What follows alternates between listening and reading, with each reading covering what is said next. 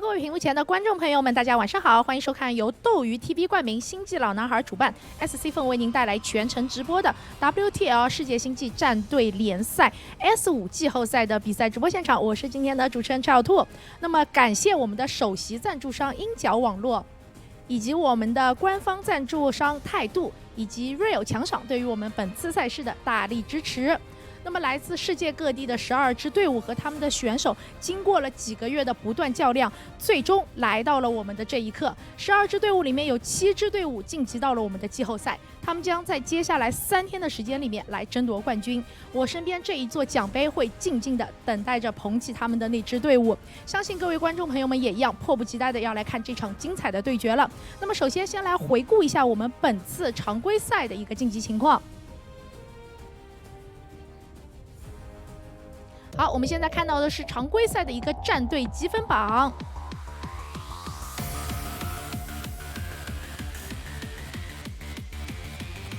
本次星际战队联赛季后赛全程采用冒泡赛的赛制，2支队伍可以最多派出5名选手进行 BO2 的双复活制 KOF 比赛。各支队伍将根据他们在常规赛中的积分排名来决定他们的冒泡赛轮次。那今天也会为大家带来 Round 1和 Round 2的2场比赛。那么 SSLT 和 PH 的胜者将会迎战 ABS 战队。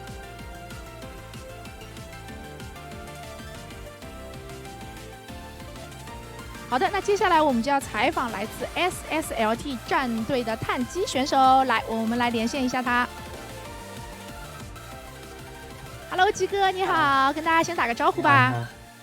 Hello， 我是来自说斯洛特战队的碳基。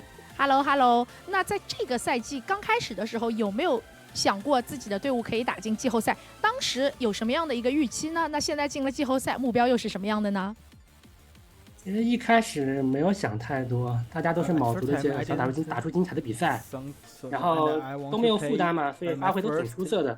打着打着就发现，哎，我们怎么好像成绩还不错，还要进季后赛了？所以这个时候大家就有点激动了。结果可能就是因为过于激动吧，就是感觉我们应该能够取得更好的季后赛名次的，所以我觉得有点可惜。后面大家因为各种原因发挥都没有像开始那么好。反而是一开始没有包袱的时候打得更好，是吧？对，后面的话就感觉有点包袱了，有点过重了，所以就发挥不是很出色。在我们的预期当中的话，其实按照一开始的发挥，我们应该能拿到第5名或者第4名的成绩，就是常规赛的名次。没有关系。那到了我们的季后赛，就把身上的一些包袱去卸掉，以最好的一个姿态来迎接季后赛，加油！那第2个问题想问一下，你觉得你们的这个整个常规赛里面，哪一场比赛当时是最艰难的呢？当时是怎么跟队伍里面进行交流和沟通的？应该还是打 PSI 吧，因为这场如果我们拿不到分的话，就可能就功败垂成了，所以大家压力都挺大的，练习和准备都很刻苦。而且因为 PSI 引进了沙师傅之后，他们的战队实力非常强大，有死白手、沙师傅、Max， 就是我们就应该考虑谁去打这个4-1P。最后我们就想的是，那交给排阵吧，我们就排阵出来之后看天，因为排阵是盲排嘛，所以如果碰到了对差对抗的情况下，可能就打给了。还好运气在我们这边，然后我抓到了 Max， 然后叶边抓到了沙师傅，所以也是艰难的扳平了比分，拿到了那个关键的1分。哇，希望你们可以保持住在这场比赛的一个状态，在接下来的比赛里面，无论顺风跟逆风，都可以抓住机会，表现出最完美的一个水平。那接下来你们要面对的对手，你觉得他们的队伍里面对你们威胁最大的是哪位选手呢？白金英雄的话，他们的主力几乎都是神度选手。然后风格也不太一样，关键他们还都是 PVP 高手，所以挺难准备的。我个人觉得吧，沙荡的 PVP 应该最有威胁的，因为他之前赢过 Creator， 赢过 Classic， 也打得比较好。好的，那鸡哥能不能给我们预测一下本次比赛的一个胜负跟分数呢？我们赢吧，4-2。可以，有信心。那最后来对你们的这个对手放一句狠话吧。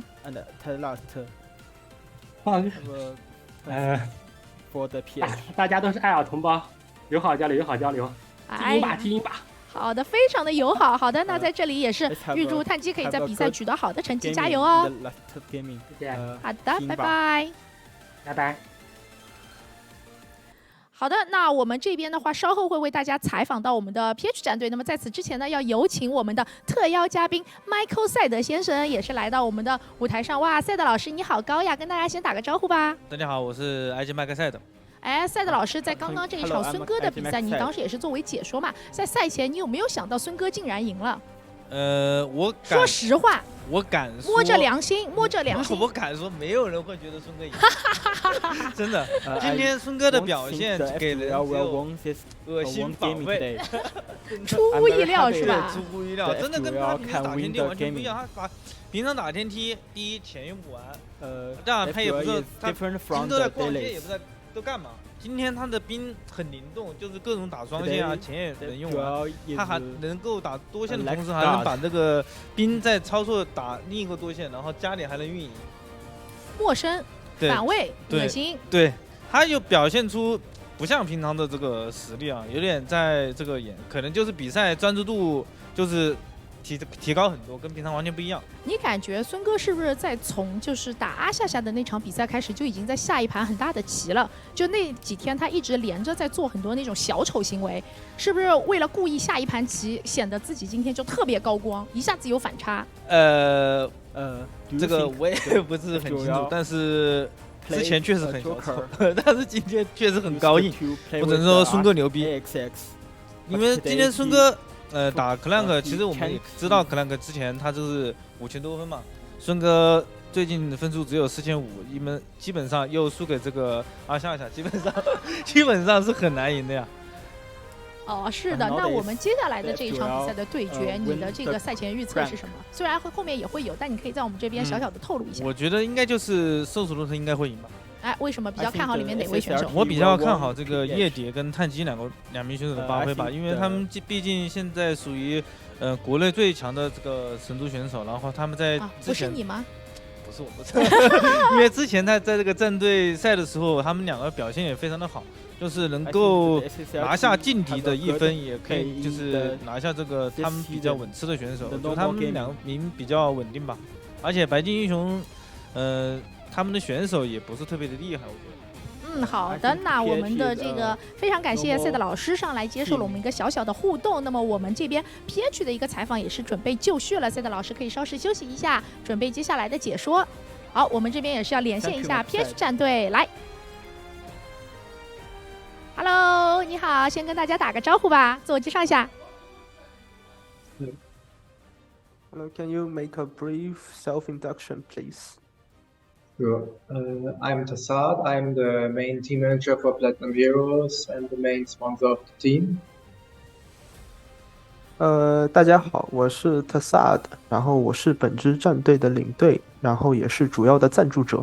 哇，那是我们的领队兼赞助商啊，也是接受到我们的采访。那第一个问题想问一下，就是 PH 战队在这个赛季的一个发挥可以说是非常出色，也是战队第一次打进了我们 WTL 的一个季后赛，现在即将开赛了，我们的季后赛开赛了，现在的心理感觉如何？Okay, the first question. Your team's performance this season is pretty outstanding.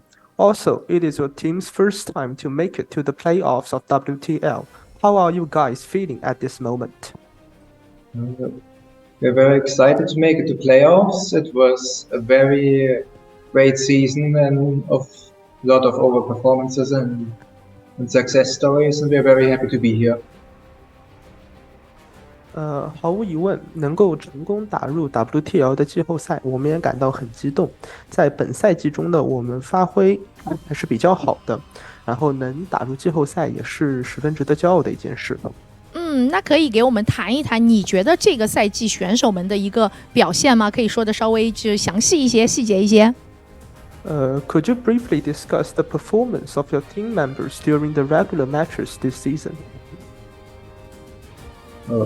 Mostly our members played the main time. They played mainly, so DNS, Goblin, Showdown, and Vindicta. They all performed pretty much evenly. They have around 50-50 scores, so which is very good. We almost always beat players and opponents that we are supposed to beat, and we scored 2 upsets with Shopify and Zystorm, which basically secured us advancing into the playoffs. 我们队伍里的选手，包括哥布林等人在内，在本赛季中的出场次数都相对来说比较平均，且他们的战绩也很好看，基本上都达到了50%，表现十分不错，战胜了所有应该战胜的选手，同时也拿下了一些实力略胜他们一筹的选手，为我们挺进季后赛打下了坚实的保障。那马上就要迎来你们季后赛的第一个对手了 SSLT， 你觉得队中最有威胁的选手是哪一个呢？The first opponent in the playoffs is SSLT. Which player do you feel poses the greatest threat? Well, if we look at the last few matches when we met them, the greatest and possibly also the only threat for us is likely Firefly, because he was the only player to take a map against us in the regular season, and when we met him a year ago in the qualifiers, he was also the only player to take maps against us. So Firefly is the greatest threat to us advancing today, I would say. 根据之前我们队与他们对阵的战绩来看，我认为 SSLT 中最强大的选手很有可能是 Firefly。在之前的常规赛中，他以很强势的姿态击败了我们，并且在1年之前的比赛中也是如此。所以说，对于本次季后赛而言，阻拦在我们挺进晋级路上的最大障碍，很有可能就是 Firefly。那相信他们对于这个 Firefly 选手应该已经做好了充足的应对了。那也是预测一下本场比赛的一个比分吧。What do you think the score will be for this match? 7-4 in our favor. 我觉得应该能拿个3-4分吧。那要不要在赛前对你们的对手放一句狠话呢？Finally, why not deliver a harsh remark to the opponents?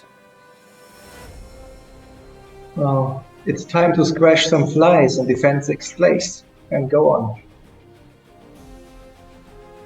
是时候打破萤火虫的光芒，然后继续进行下去了。哇，太棒了！那也是祝愿你们在今天的比赛里面能够取得好成绩。好，感谢接受我们的采访 ，Thank you。好的，两支队伍的采访都已经进行完毕了。那接下来残酷的赛制马上就要开始了，究竟谁可以成功晋级呢？让我们一会儿拭目以待。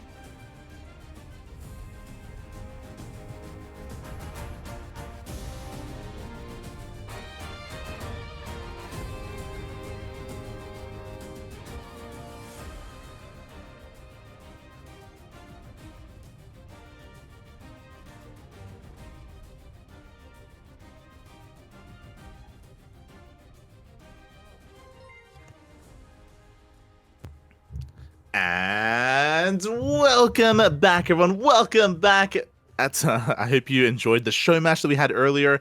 And I am joined by a very different Duckling this time here. As we dive into day number 1 here of the playoffs of WTL, I'm joined by the one, the only, the AsherBro.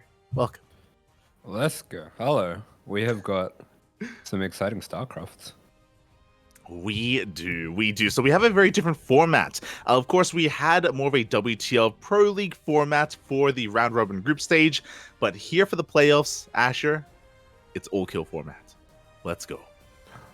Yeah, I got really confused when he said they were going to win 7-4.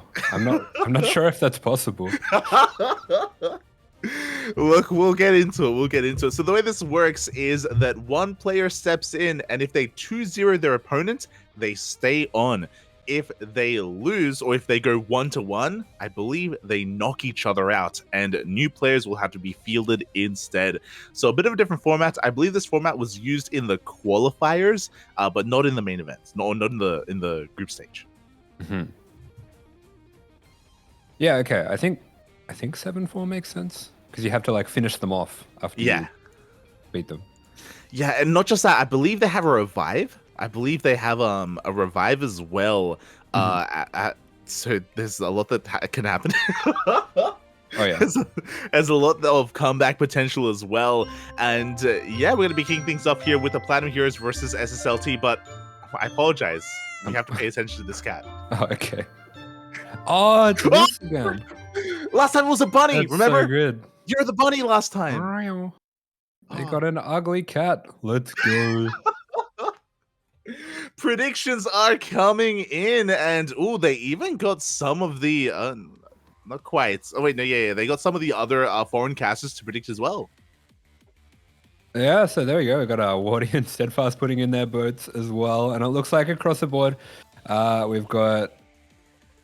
Can I count? 5 and 4. Okay.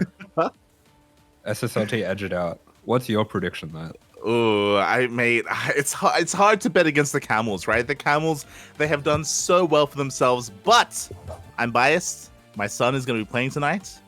Platinum Heroes, the Shaft, mate. The Shaft is going to carry the Eagle. It's going to be a really weird visual, but it's going to happen. Okay. Do we have 10 range Colossus? It's an important question. No, that is the very important question. That's a question that I have an answer for.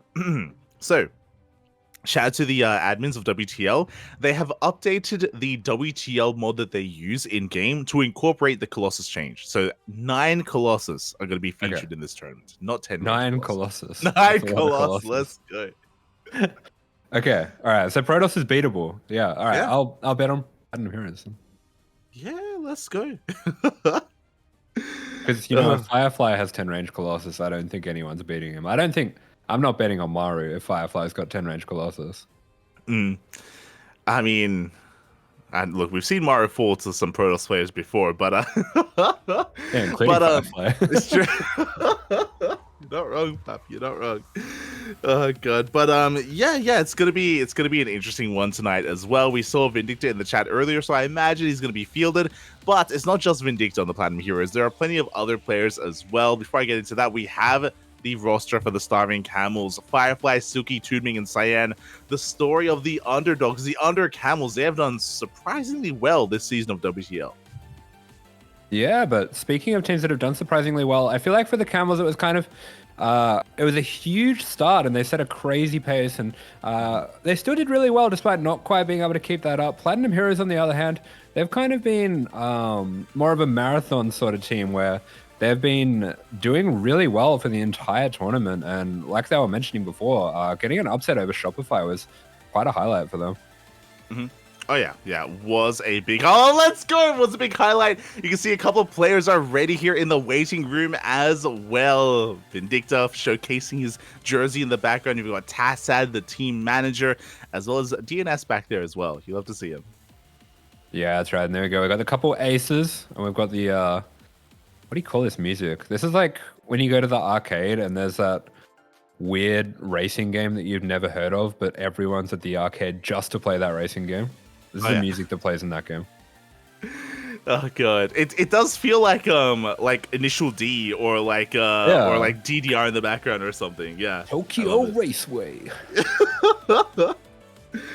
Oh my god, I dig it. I'm getting flashbacks to the past here, and really that's kind of the energy that we need here, especially after such a long hiatus. We were going for like a month plus without any WTL, without any Asher casting. That's not even true. It's literally not true. They were gone, Papi. They were gone. Oh my god.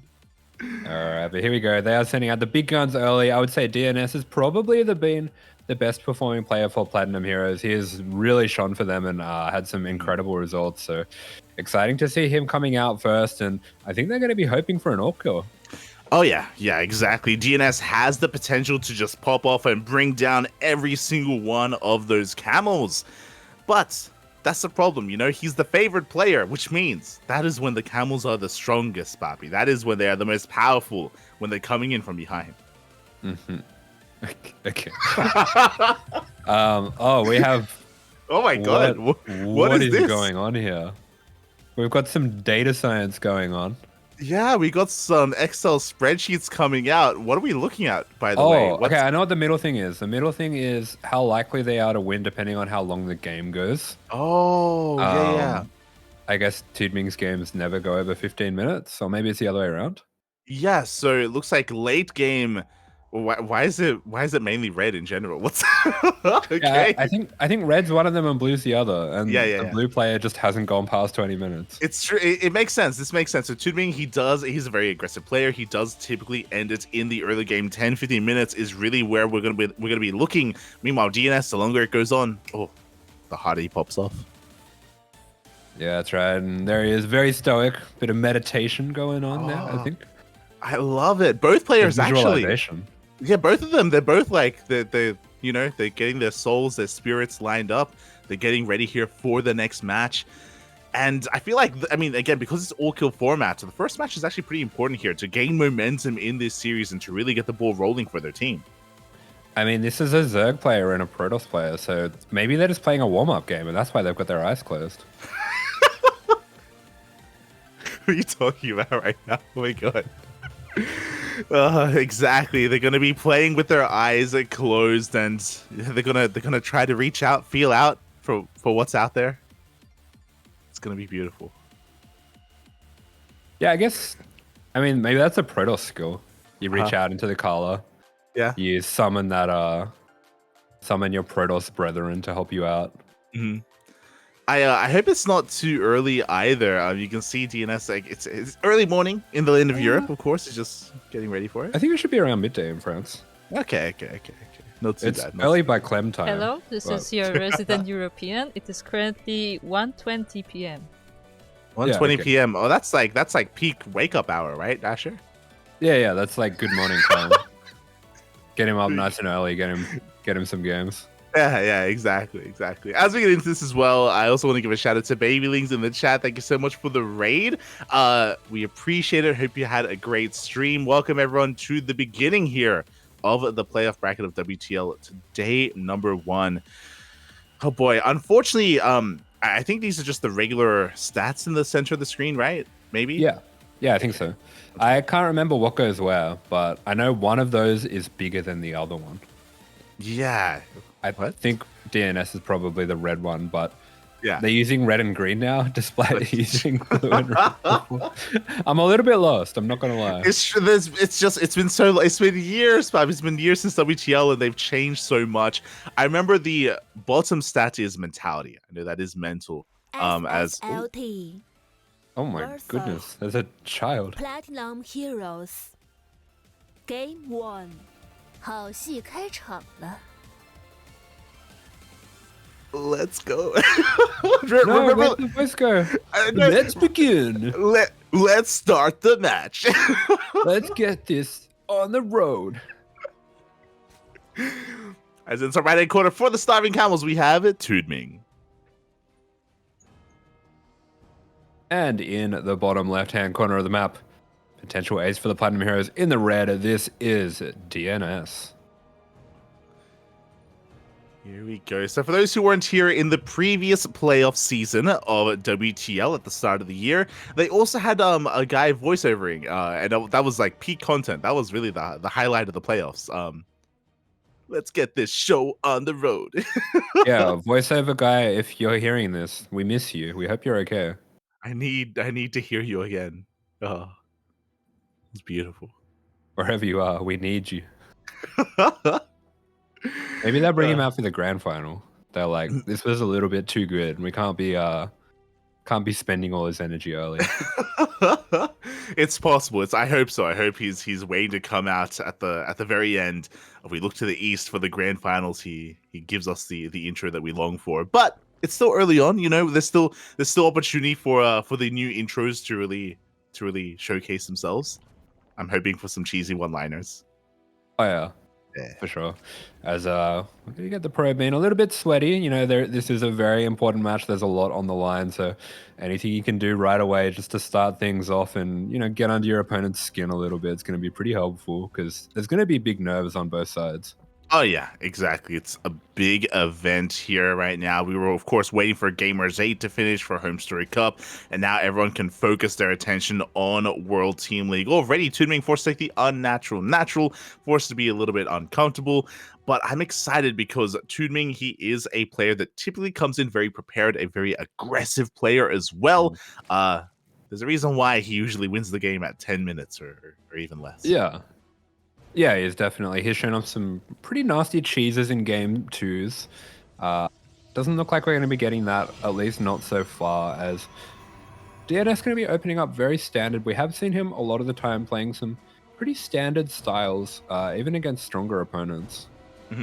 Oh yeah, exactly. Like DNS, that's why he impressed us so much in the round robin section or portion of this tournament. DNS was looking good against players like Maru, against players like Serral. He was looking dominant, especially in the late game. But we'll see if he can get that far. So far, nothing too crazy out of DNS. So far, a standard opener out of our Protoss.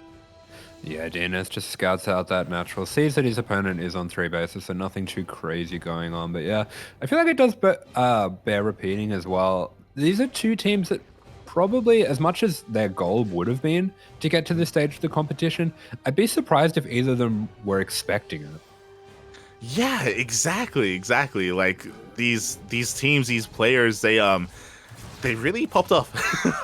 It's really cool to see that they were able to really showcase themselves in this tournament. Meanwhile, Link counterattack does slip into the mineral line. 4 probes already going down. This is already so much damage this early on. Yeah, nasty run by TooDming, getting a lot of momentum on his side already with this little sneaky run by of Lings. He did have to make a lot of Lings to make this happen, but getting 4 probes, getting an Adept as well is plenty of damage to start things off. So he should be at least mentally feeling the momentum on his side. Yeah, definitely. As the Lynx are still alive, by the way, they're looking for another probe. They will find one more probe here in the natural. They also confirm additional gateways going down. They force the activation of the Pulsar Beam. Great amount of damage done already here by TooDming.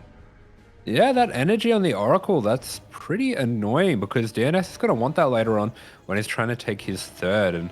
And you can see just passively, because of this more aggressive, this more wild start to the game, DNS has been delayed in taking his 3rd. Yeah, he really has been forced to take that triangular 3rd base on location. We do see the Oracles going for a counterattack. No Spore here at the 3rd base, so we're going to get a couple of drones, but that's a lot of hull damage on that one Oracle. Yeah, a couple drones, but some slight misclicks mean we're not going to get quite as much damage as we otherwise it could have. But DNS, he keeps the Oracles alive. He sees what he needs to see, and all in all, it's not like we have a game that's too far away from DNS yet.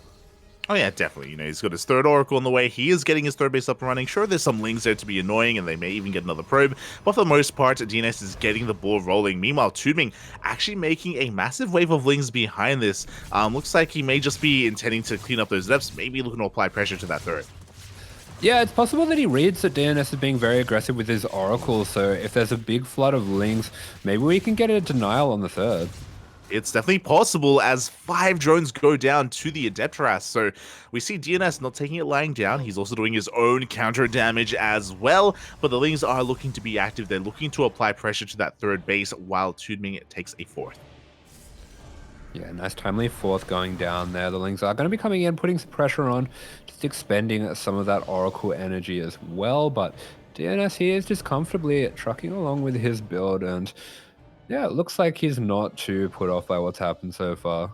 Yeah, exactly. He's getting into his gateways. We have +1 blink on. Sorry, we have blink on the way.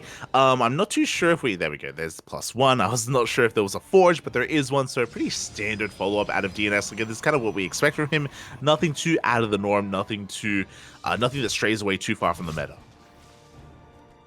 Yeah, and DNS going to be going for that early robo, something that we have been seeing a lot of European Protosses favoring quite a bit. It's very flexible. It's something that MaxPax kind of showed off a little bit earlier on in the patch, where you do have that extra flexibility of being able to go into some splash damage if you need it, or if you don't need it, you can get a Prism out on the map for some aggression. Oh yeah, exactly. As you were saying, there's just a lot more available now to DNS with that robo, depending on how aggressive or how defensive he does want to be. Meanwhile, the Oracles, they haven't really found too much more damage here, actually taking a lot of hits in the center of the map. DNS has to be very careful to preserve them, as TooDming is going to be cutting workers here at 3-base saturation. We'll see if he does intend on making more workers, or if he goes for a big maxed out Roach Push army here on 3-base economy. Like, this is a World Team League cast, so I feel like I wouldn't be doing my job properly if I didn't tell you that I just noticed there's a hole in my pants.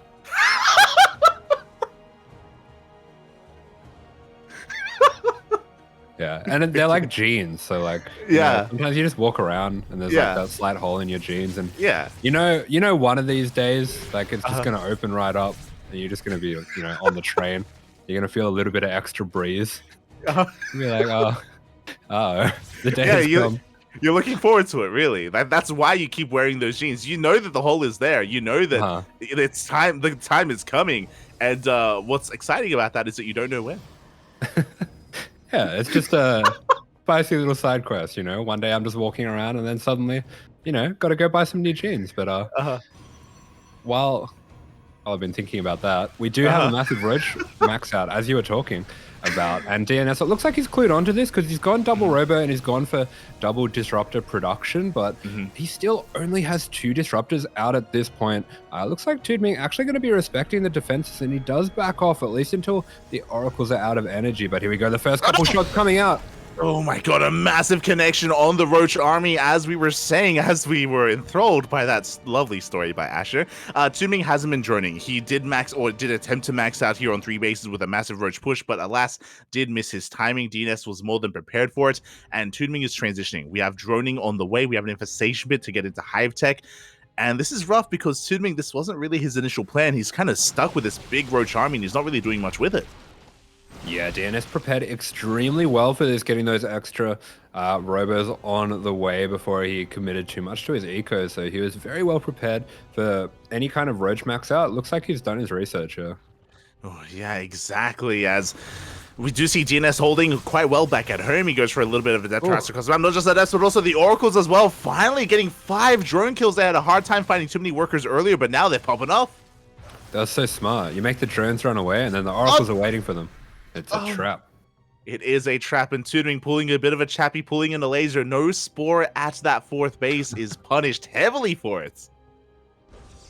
I really enjoy the chappy and a laser for the purpose of this, like on the same level. I mean, usually I just call out chappy, but I'll throw a laser in there. So why not? Why not? Yeah. He's been having some good games lately. He's relevant as well. He is. Feel spirit, man. As TooDming is going to be pushing out with his army. Oh, could even try to set up a surround as well. Coming in from behind, but against all these disruptors, how can he break that? Yeah, got to be really careful. DNS has picked a fantastic area of the map to set himself up where he does have this escape route, and TooDming doesn't really have a good way of surrounding him. DNS also really shoring up his army, going for some extra Colossus, so he's going to be very heavy on the splash, and we do see it, TooDming getting those Vipers just in time, but considering that he's had to delay his upgrades to go for such a massive Roach max, this can be an army that he might not be able to deal with. Yeah, exactly. That's kind of why we were referring to it as an all-in earlier, as another massive connection on the Roaches. TooDming dropping in the supply. Thankfully, he does have those Vipers, as you were mentioning. That's why he went for the infestation bit as quickly as he did to get them out as soon as possible. But there's just so much to abduct. We have all the disruptors on the ground. We have the Colossi as well. It's going to be so difficult to really execute that attack. Yeah, I mean, since we last cast a ZVP, I did try playing Zerg in this situation. As the oracles are going to be thrown away, but I think we want to free up supply. I have tried playing Zerg in this situation now, and I feel like there comes a moment where you look at all the disruptors, you look at all the Colossus, and you say to yourself, oh, I need to play a different race to beat this army.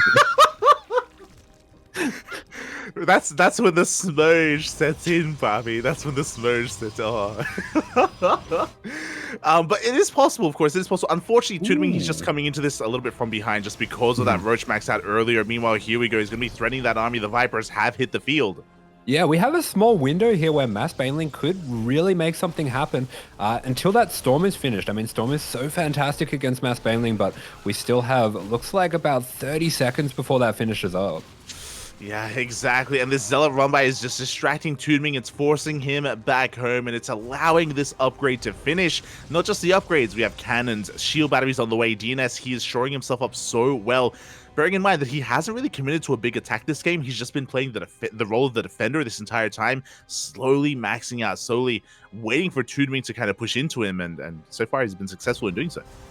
Yeah, I think it definitely makes sense as well. I mean, TooDming has dumped most of his gas here into Baneling, so this is a huge power spike for his army. DNS doesn't want to play into his hands, but here we go. We do have a bit of an attack coming in. Huge storms going down. Oh my god, the storms were insane. You were afraid of the disruptors? Nah, mate, the storms come in, they annihilate the Ling Bane, and now DNS has so much momentum. My goodness, 52 Banelings going down in the space of a few seconds. We were talking about it, how there was that window where until there is Storm, the Banelings are going to be very effective, but we have just lost everything in the blink of an eye, and I am not sure that TooDming is going to be able to come back from this. Yeah, TooDming, we can see he's trying to max out, he's trying to rebuild his army, but he needs time to get those Banelings up and running, he needs time to regather energy on those Vipers, and here we go, DNS, she takes down a base, good feedbacks on the Vipers, oh my god, on every single one! Yeah, good feedbacks. The Baileys get on top of the High Templars, but the High Templars, they have done their job already. GG is called, and DNS going to be kicking things off for Platinum Heroes with a strong win. GG, well played. A powerful performance there out of DNS. Again, taking the role of the defender for the most part. We saw him just absorbing these attacks, absorbing these pushes. There were times where TooDming was getting damage done, yes, but overall, we did see that DNS was able to get into that insane army, into the Colossus, the Disruptors, even the Storm as well, every form of splash damage. Wait, who's this in the desk? I recognize... Is it Jieshi on the left? So on the right is XY, on the left is Maxed. Oh, it's Maxed, yeah. I always get Jieshi and Maxed mixed up. Chinese Prodosses. But TY, I recognize that face anywhere. You know what he's saying right now? He's saying, TooDming, he just shouldn't have attacked. He should have just showed up his defenses, looked strong where he was weak, weak where he was strong, cut off the supply lines of the enemy, charge on the flanks. Yeah, yeah. And at the very end of that, he says, you know what, really, he just needs to buy my book. Then he brings his book up on stream, gets a bit of a promo ad going. Unironically, that's probably what he's saying. Like, again, we saw that TooDming, he was like very... he was just very antsy. He very much so wanted to be aggressive and push into DNS, but at every turn, DNS was kind of ready for him, and TooDming was, in a way, setting himself behind because of how aggressive he was attempting to be. Yeah, I will say one thing that has set DNS apart from maybe some of the other players that are around his skill level is his very confident to play out a standard game and go into a late game. I feel like sometimes when people are going up against a stronger opponent, not that he is necessarily here, but sometimes when people go against a stronger opponent, they want to get the game over, but I feel like he's happy to take the proper steps. 100%, yeah. And we'll see if this player here can do the same in the bottom left-hand corner for the Starving Camels, TooDming. And in the top right-hand corner of Altitude, this is DNS.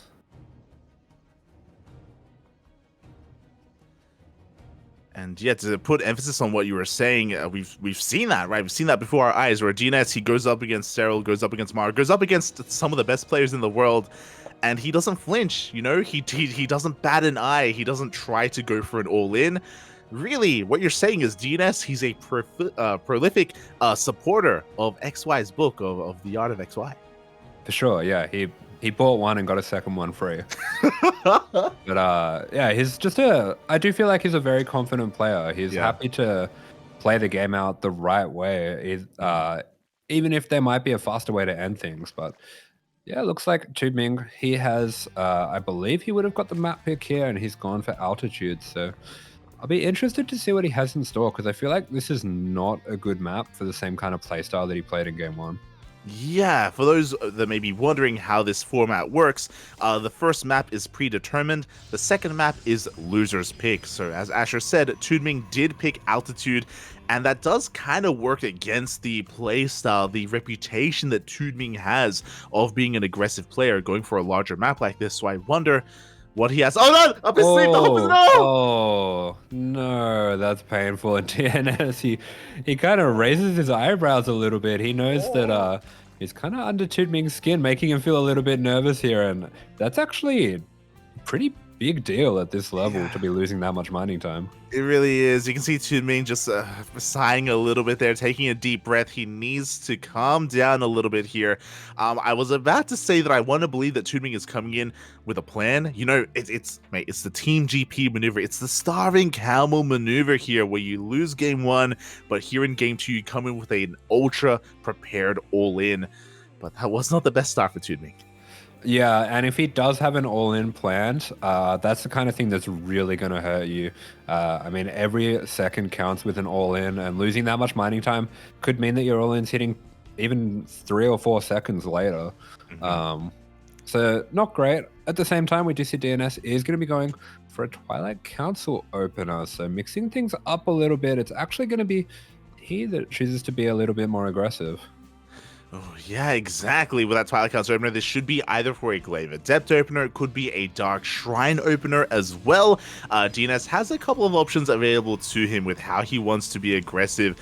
TooDming, he keeps sighing on the camera as well, so he needs to gather his thoughts here, but because he may have to be the defender here. In the chat, you're such a Zoomer,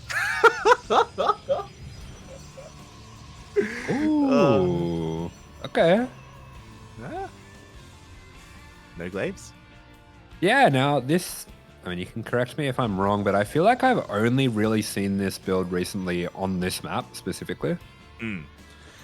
Yeah, especially because you can hide this for so long because it's so much more difficult to scout. The main base is wide open, the Stalker is on patrol, and so far TooDming has not laid eyes upon the DTs that are going to be upon him. Yeah, okay, so I was kind of thinking that TooDming might be going for an early layer and going for mutas or something like this on that, on this map, but it looks like he is going to be playing a pretty similar style to what he played before. And yeah, there we go. You can see that he's scouted the Twilight Council, has not scouted the DT Shrine, so I'll have to wait and see if he is going to make the necessary preparations. Yeah, specifically detection. This is a 4-minute lair from TooDming, which is honestly ideal, especially against Glaive Adepts. So he's so far preparing well for a Twilight Council opener. We have Lings on the way. There it is. Spores are being thrown down. So TooDming is not cutting any corners. He will have detection. Hopefully he's able to get this up in time, though, because the Dark Shrine is done and the DTs, they're coming. Yeah, he's making a lot of units as well. I'm not sure if he's expecting this to be a bit of an adept all-in or something like that, but there we go. First wave of the attack is going to be coming in. DNS, I really like the way that he's escorting these DTs with the adepts, but yeah, TooDming extremely well prepared.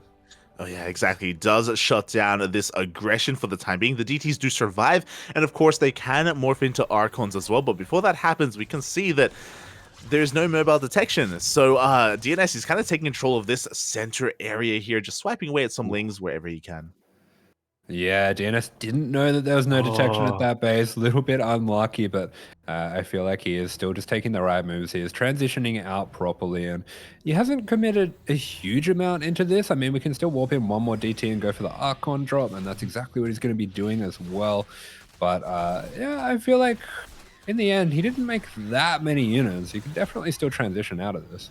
Yeah, it's, 4 DTs into Archons, 2 Adepts got thrown away, and, DNS, he's transitioning quite nicely. TooDming, I'm sure would like to maybe deny the third base if possible with some of his army. He's sending his Lings across the map, but we have plenty here to defend. A shield battery as well. DNS, he's perfectly safe and sound at his third. Yeah, that's right. And there we go. This little hit squad going to go around, just clearing up a little bit of vision here and there, and he's just going to be transitioning into a bit more of a standard style from here. So it is just going to be Blink. We've got that Robo already as well, so if he wants to go into a similar style with the double Robo, that's available to him as well. Yeah, exactly. I wouldn't be surprised if DNS is just more concerned with establishing his third and then getting his fourth and going for that playstyle of game one, as you were saying. TooDming, my eyes are on him. Is he going to be more accepting of a late game scenario? Is he going to drone? Is he going to focus on macroing, or is he going to go for that big kind of 3-base max out push, as he's losing quite a lot of roaches here already? Yeah, DNS putting a little bit of mustard on this one, trying to put some pressure here on TooDming, and you can see both players really just trying to test each other's micro out, trying to see who can play faster, who's letting the nerves affect them here. And yeah, behind this, DNS going to be going for 4th base. Does catch out that dropper lord that was going to be set up. TooDming was going to try and be cheeky, but no, he is going to be shut down. Also, putting mustard on this? Yeah. Yeah. Is that... It's kind of like a bit of extra... Okay. Bit of extra special sauce. Yeah, okay. He's putting that special sauce on. Okay, I can get behind that. I like the special now sauce. I'm talking your language. You like that analogy better. Yeah, okay. Yeah, I understand. But why did you say that earlier, Fafi? Let's go. Alright, we have DNS poking in, trying to see what's going on. A little bit of scouting with aggression, and he sees a lot of roaches once again, so we see that robo base run down straight away. And I wouldn't mind maybe seeing an immortal get made at some point, but looks like he is confident that with his blink micro, he should be okay back at home. Oh, exactly. There's a couple of Archons going to be going down. The Roaches have arrived, and the fourth base is not ready yet. No shield batteries are prepared, and we're looking for a cancel on that Nexus. Yeah, it's a good amount of pressure coming out from TooDming. DNS not quite as well prepared as he was last time, so that cancel is going to be going down, and looks like TooDming wants more as well. He is pushing these Stalkers back, and there's a lot of damage getting taken here by DNS. Yeah, we do force the overcharge to be popped. The cannon just barely does survive as well. TooDming finding a lot more success in this push. He's backing off. He is droning behind this and going for a much faster Spire. You were alluding to Muta play earlier, and that could be possible here for TooDming as well. Yeah, he does also like his Broodlord transitions. We've seen against Terran some random mid-game 5 Broodlord transitions as well. So he does have some kind of unique aspects to his players. We do see him clearing out this gold base here. That can be really strong for the Zerg. If you can set that up, start spreading some creep out the front of that, that does give you a much nicer late game. Oh yeah, definitely, and we'll see if TooDming does take advantage of that gold base as he moves out, as he is active with his roaches. It looks like he gets eyes on the new fourth base over on the left-hand side. Zealot drop comes into the main base, but we have reinforcements to deal with this. It looks like these Zealots shouldn't get too out of hand. They're trading well against these Lings, but reinforcements are coming in. Oh. Ooh, DT gonna be slipping in, trying to find that sweet spot where the detection can't see it, but isn't quite going to be able to do that. One thing worth mentioning though, the upgrades, we still don't quite have +1 melee here for TooDming, and DNS just finished his +2 attack, so these Zealots are going to trade fantastic with Lings, and yeah, we're going to need some roaches here to clean it up. Exactly. Those Zealots actually did more damage than we thought. 8 workers go down. The entire army gets distracted. Now suddenly the fourth base of TooDming is exposed. That one Zealot dropped, that one Zealot run by, it just got out of hand. Yeah, this hatch is going to be going down. Quite a few drones going down as well. We have a couple of disruptors. Oh, the Zealot run by once again, causing some real trouble here for TooDming.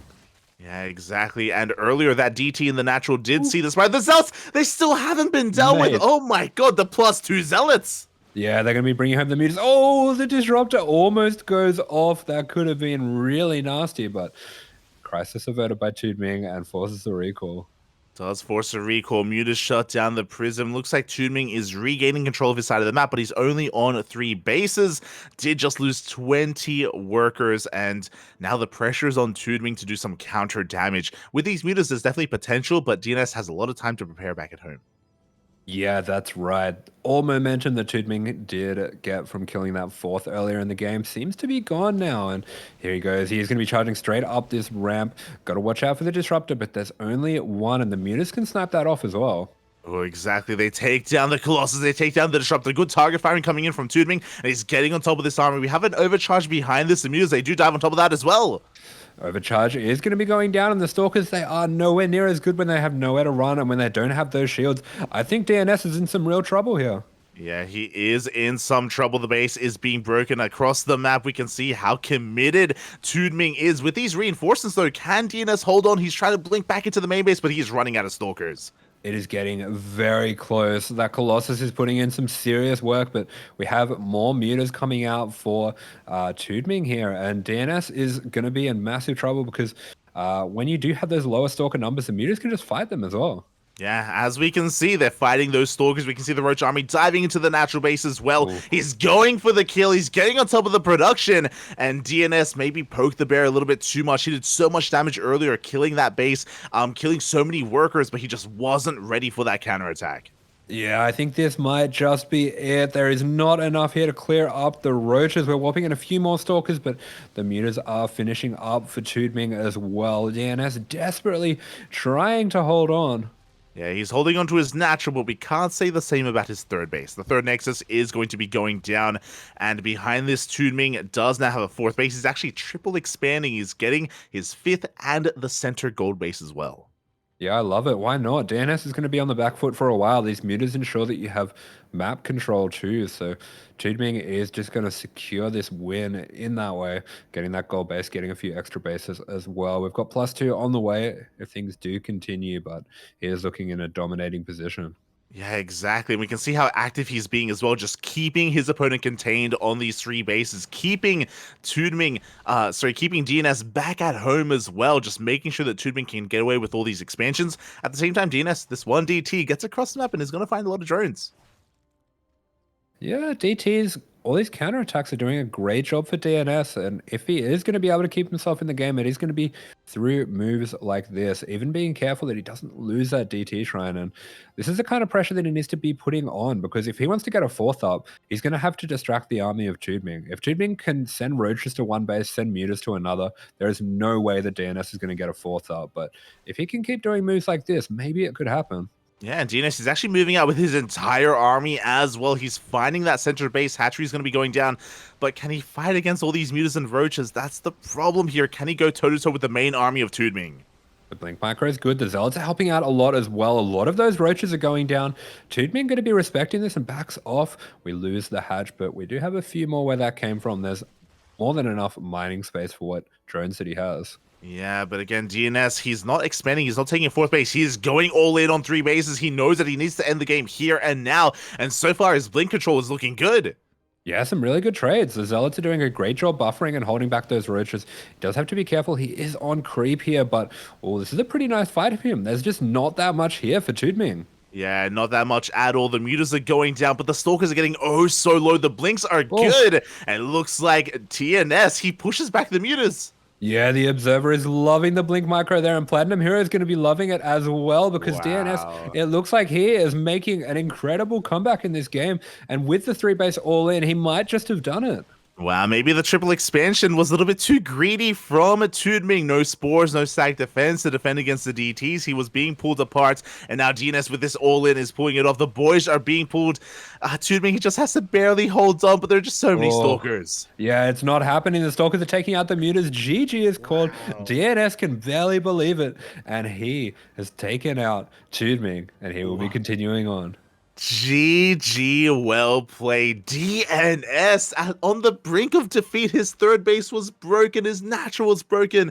There were roaches in his main, and he was able to bounce back by not going for what we assumed he would, right? He didn't try to retake his 4th and turtle up back at home. No, he knew, or he had the killer instinct to try to punish his opponents. And again, TooDming maybe being a little bit too greedy afterwards, did not have enough at home to hold. And DNS showing that powerful mindset. He was not put off by pretty much being completely dead. I mean, there were roaches, there were mutas in his natural. His 4th was getting taken down. All of his probes were dropping.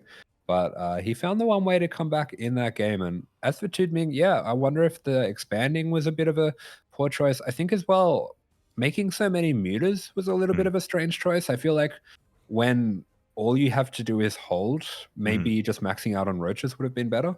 Yeah, Roach Ravager definitely would have been more efficient use of his resources in that position. Mutas, they do a great job at harassing, and you mentioned before that in high enough numbers, they can fight some stalkers, but against a mass stalker army, they are not ideal at all, not in a head-to-head fight, not like that. And yeah, we saw DNS fighting back, and this is pretty important. He 2-0s his opponent. He 2-0s TooDming, which means DNS stays on, and it's on the Starving Camels to field another player. Yeah, that's right. It's winner stays on, and if you guys aren't so familiar as well with the format of this kind of tournament, we do have the initial lineups of 3 players each, and TooDming now, he's been eliminated because he lost a game, and we have 2 more players, and if those both get eliminated, they have 1 revive. And if Platinum Heroes defeats that player, that's it. They've won this set. So every life, quote unquote, here is so important. Oh, yeah, exactly. Every life, it does matter. And as you're mentioning, that means we are kind of running out of, not running out of options, but, you know, we have limited options available for the Starving Camels. They still have some strong players. They have Cyan, he was being interviewed earlier as a Protoss player. They have Silky. They have Firefly. So some good at Protosses and Zergs. That's the other advantage here for the Platinum Heroes, is that they know that they're not going to be facing off against a Terran player in the first series.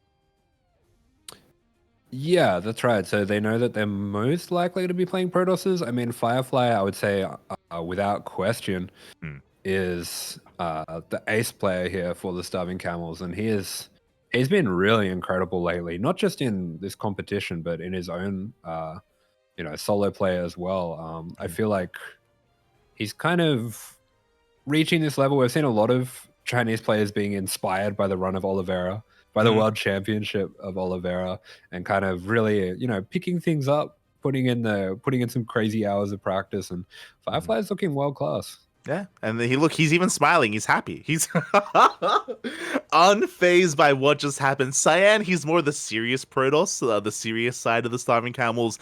Firefly, a little bit more carefree. And as you're mentioning, Firefly, he's just been so impressive recently. I feel like he's a little bit underrated as a player, but he has been getting some very impressive results in these online tournaments against top-tier Koreans. So, yeah, do they want to send out Firefly now, or do they want to save him and preserve him for later on in this series? Yeah, that's right. I mean, either way, we're probably going to be seeing a PvP, and DNS's PvP has been looking pretty good as well. I feel like the same kind of skills that he used in that game, where he kind of made the comeback with 1 or 2 DTs sprinkled in here and there, that's something that we've been seeing is really effective in PvP. And I think, if I remember right, was it DNS that made some insane comeback doing that in PvP? It's possible. It's possible. I can't quite recall, but I'll say yes. Sure, why not? So he can definitely do so as here as well. That's the other scary thing, right? Like, it's scary for both Cyan and Firefly. Going into a PvP, it can be sometimes a little bit risky, can be a little bit coin flippy. I think that's another reason maybe not to field Firefly either, just to try to keep him away from that, and maybe even try to snipe a different player instead, bearing in mind that we do have, Vindicta lying in wait as well, and I'm sure another Platinum Heroes Protoss player. Yeah, I do think it would be pretty wise for the Starving Camels to try to hold Firefly to snipe Vindicta, because Firefly's PvT is so strong. But yeah, they might just want to send him out straight away and get the momentum back on their side. But no, it's going to be Cyan starting things back up for SSLT. And yeah. Yeah, here we go. The gangster himself, Cyan. Yeah. Cyan is coming out looking dead set serious, as he always does. Don't shank me. As he's getting ready, and he's got a pretty nice stat line as well. Yeah, the fleece felon is back in action. He isn't wearing the jacket this time, but he's got the is that the Herman Miller chair? That's a fancy looking chair. Yeah, let's go. The jacket is off. Meanwhile, oh my god. First blood. Oh, DNS looking powerful as well, as you were saying, kind of arguably the ace player for his team. Oh, he's stretching, he's getting ready. He's preparing for the PvP. Yeah, ready for the PvP. He's like, I normally leave these on ladder, but it's a tournament, I gotta play. Smooch, papi, smooch. Oh boy, but what we will say is that DNS, he's already done his job. He's already done the bare minimum. He's taken down one of his opposing players, one of the Starving Camels. From here, a little bit less pressure, I'm sure, is on him. We'll see how he's able to approach this as we get another stat line coming in once again. Okay, so the red is definitely DNS because it's the same as last time. But yeah, so it looks like that's kind of interesting. I wouldn't have expected 2 players in a PvP to have such different stat lines, but looks like we have a very clear difference in strengths where Cyan's very, very strong in that kind of early late game phase, whereas DNS is winning really early or really late. Yeah, interesting how they both kind of complete each other in a way, where Cyan is stronger in the mid to early late game, and DNS, it's either hyper early, like very early on, or very late instead. Also, I don't know if you saw, but the stats, the pie charts now have translations on them with English words. Nice. And it was like build, tech, like it was really interesting stats. Oh, really? Okay. We'll get into that I'm sure later on. Yeah, I didn't see that at all. I don't know what tech means. I don't know if that's. versus Platinum Heroes Game 2， 好戏开场了。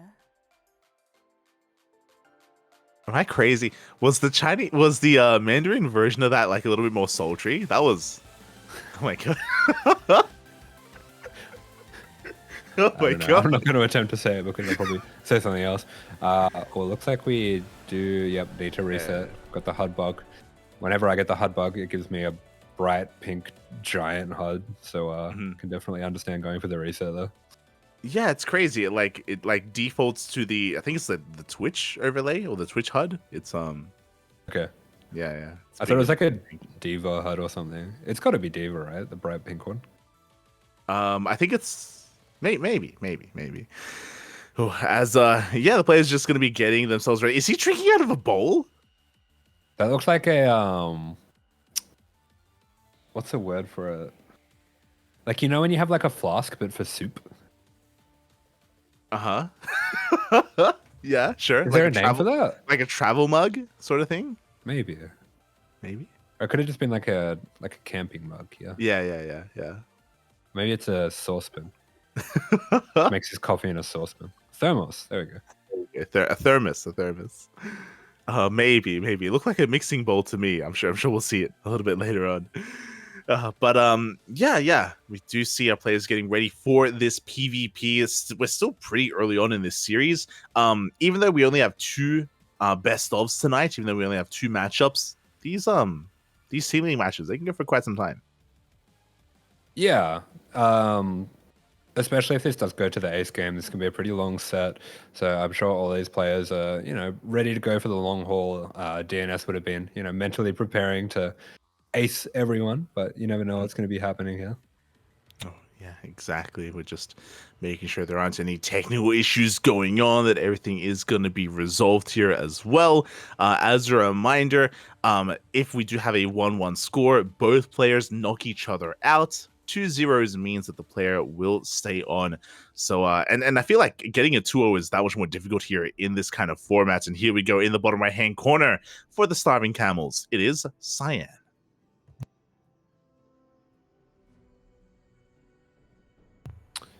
And in the top left-hand corner of the map, it is the red Protoss for the Platinum Heroes. Staying on, this is DNS.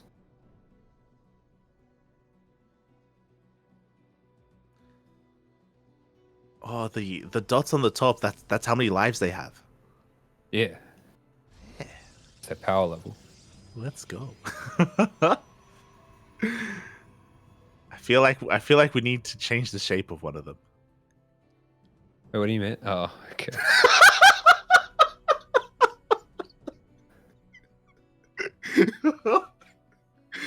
I love the realization there. Yeah. Disappointment. And just put it on the eagle as well. Yeah, let's go. If you know, you know. We don't have to. If you don't know, you don't want to know. It's fine.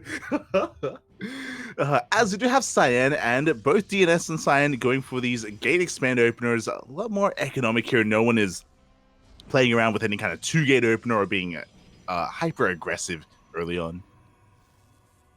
Yeah, I mean, on the ramp map, this kind of come to be expected at this point. We are going to be having both players just trying to block each other's nexus for as long as possible, and this has kind of become the standard in PvP on ramp maps.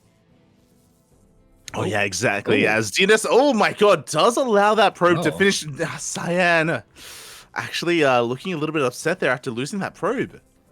Yeah, that's a pretty big mistake. I'm not really sure what he was doing at the same time. Maybe a little bit too distracted, maybe a little bit too busy canceling his pylon across the map.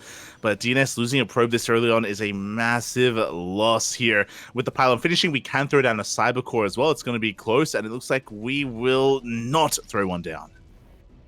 Yeah, that's right. This Zealot has been forced out, so DNS kind of done what he needs to do here, and he has started up his own Stargate as well, so I don't think he's going to be too stressed out about stopping this Nexus any further.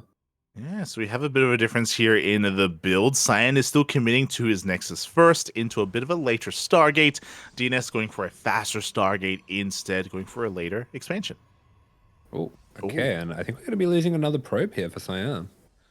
Yeah, it is going to be going down, but he's looking for that scout, trying to get a read on what is going on, trying to see if the second pylon was missing or anything crazy like that, as Cyan did confirm the faster Stargate of his opponent. Yeah, that's right. So we do have this little game to play between the two players as well, where, you know, sometimes we're going to be seeing an Oracle, sometimes a Phoenix. But no, before we start that off, Cyan getting very aggressive with this Zealot, running straight on in there and getting a pretty good amount of damage already. Looks like he takes down the Zealot of DNS and does need to bring the Stalker back home to help defend this Oracle. Yeah, and you were talking about that game. Because Cyan saw the faster Stargate, he knows an Oracle is coming, which means he can prepare for a Phoenix. The Phoenix is a couple of seconds from coming out. It does pop out just in time and is going to be able to chase this Oracle down. Up! Oh, yeah, the Oracle is going to do what it can. Denies a bit of mining time. Actually catches 3 probes, so 4 probes. Considering the investment there in the Phoenix as well. I feel like DNS made the best of that. He did. That was actually 5 probes as well. They were all. It was like a circle around that stasis trap. My God. So a decent amount of damage done there, despite the situation. Meanwhile, DNS going into his own Phoenix's, Cyan going into his own Oracle. It's the Nightmare probe. Looks like DNS just kind of A-moved his Stalker at it, and it somehow lost a range of it. And no, don't do it, guys. Please, no. No Phoenix was. Only a couple of Phoenixes chipping away at each other. As you were saying, Cyan, he's in the house. He's warping it up right into the main base of DNS, and DNS has no idea. Oh, that is so unfortunate. And I mean, we have the shield battery finishing up, but it's not going to matter. The 2 Adepts can one-shot through that battery, and this could be game-losing for DNS. This is just not something that you expect, and it's even going to be timed up with the Oracle. Oh my God, the Oracle, they distract DNS here in the natural waste. At the same time, Adepts do make it into the main as well. Probes are falling left and right, and this is just an insane amount of damage. Yeah, this is a disaster, and it was really smart as well of Cyan to make the Oracle after showing the Phoenix. Yeah, exactly, just to get that much more damage. Eventually, this will be cleaned up, but 8 probes go down.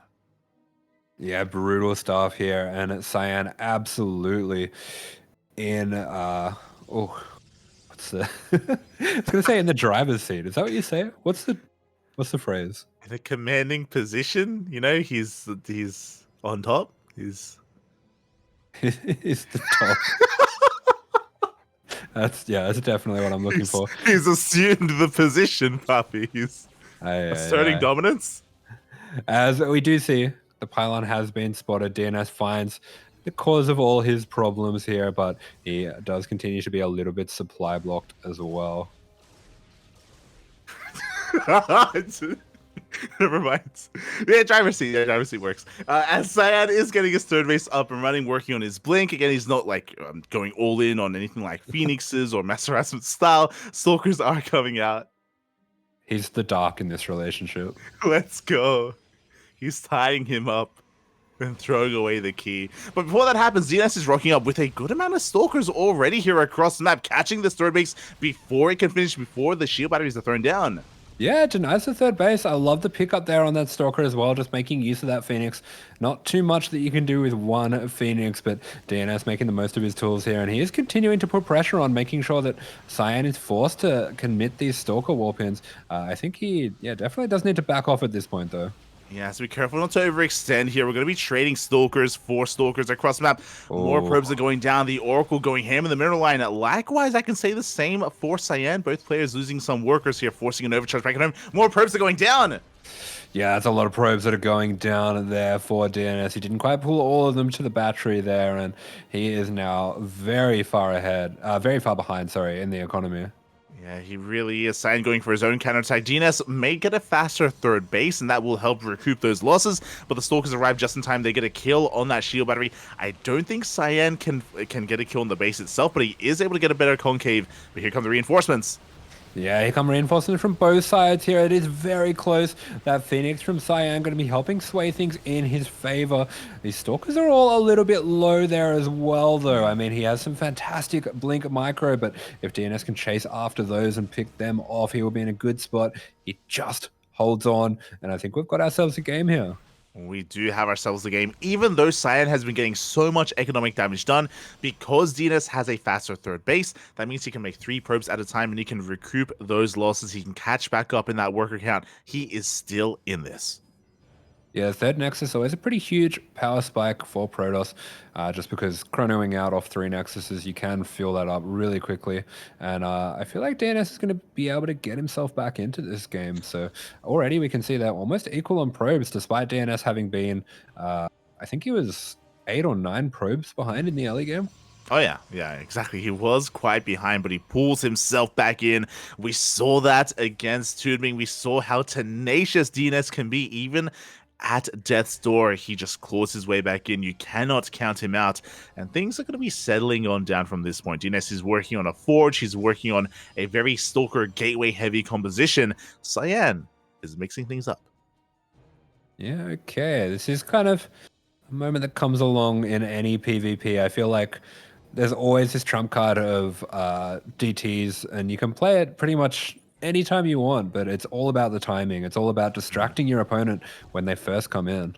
Yeah, exactly. It's about slipping them in when they least expect it. And Cyan is looking to be active on the map, looking to keep the attention on his Stalkers. Takes out one of those observers, but there are plenty more on the field as Cyan is sharking around looking for his opponent.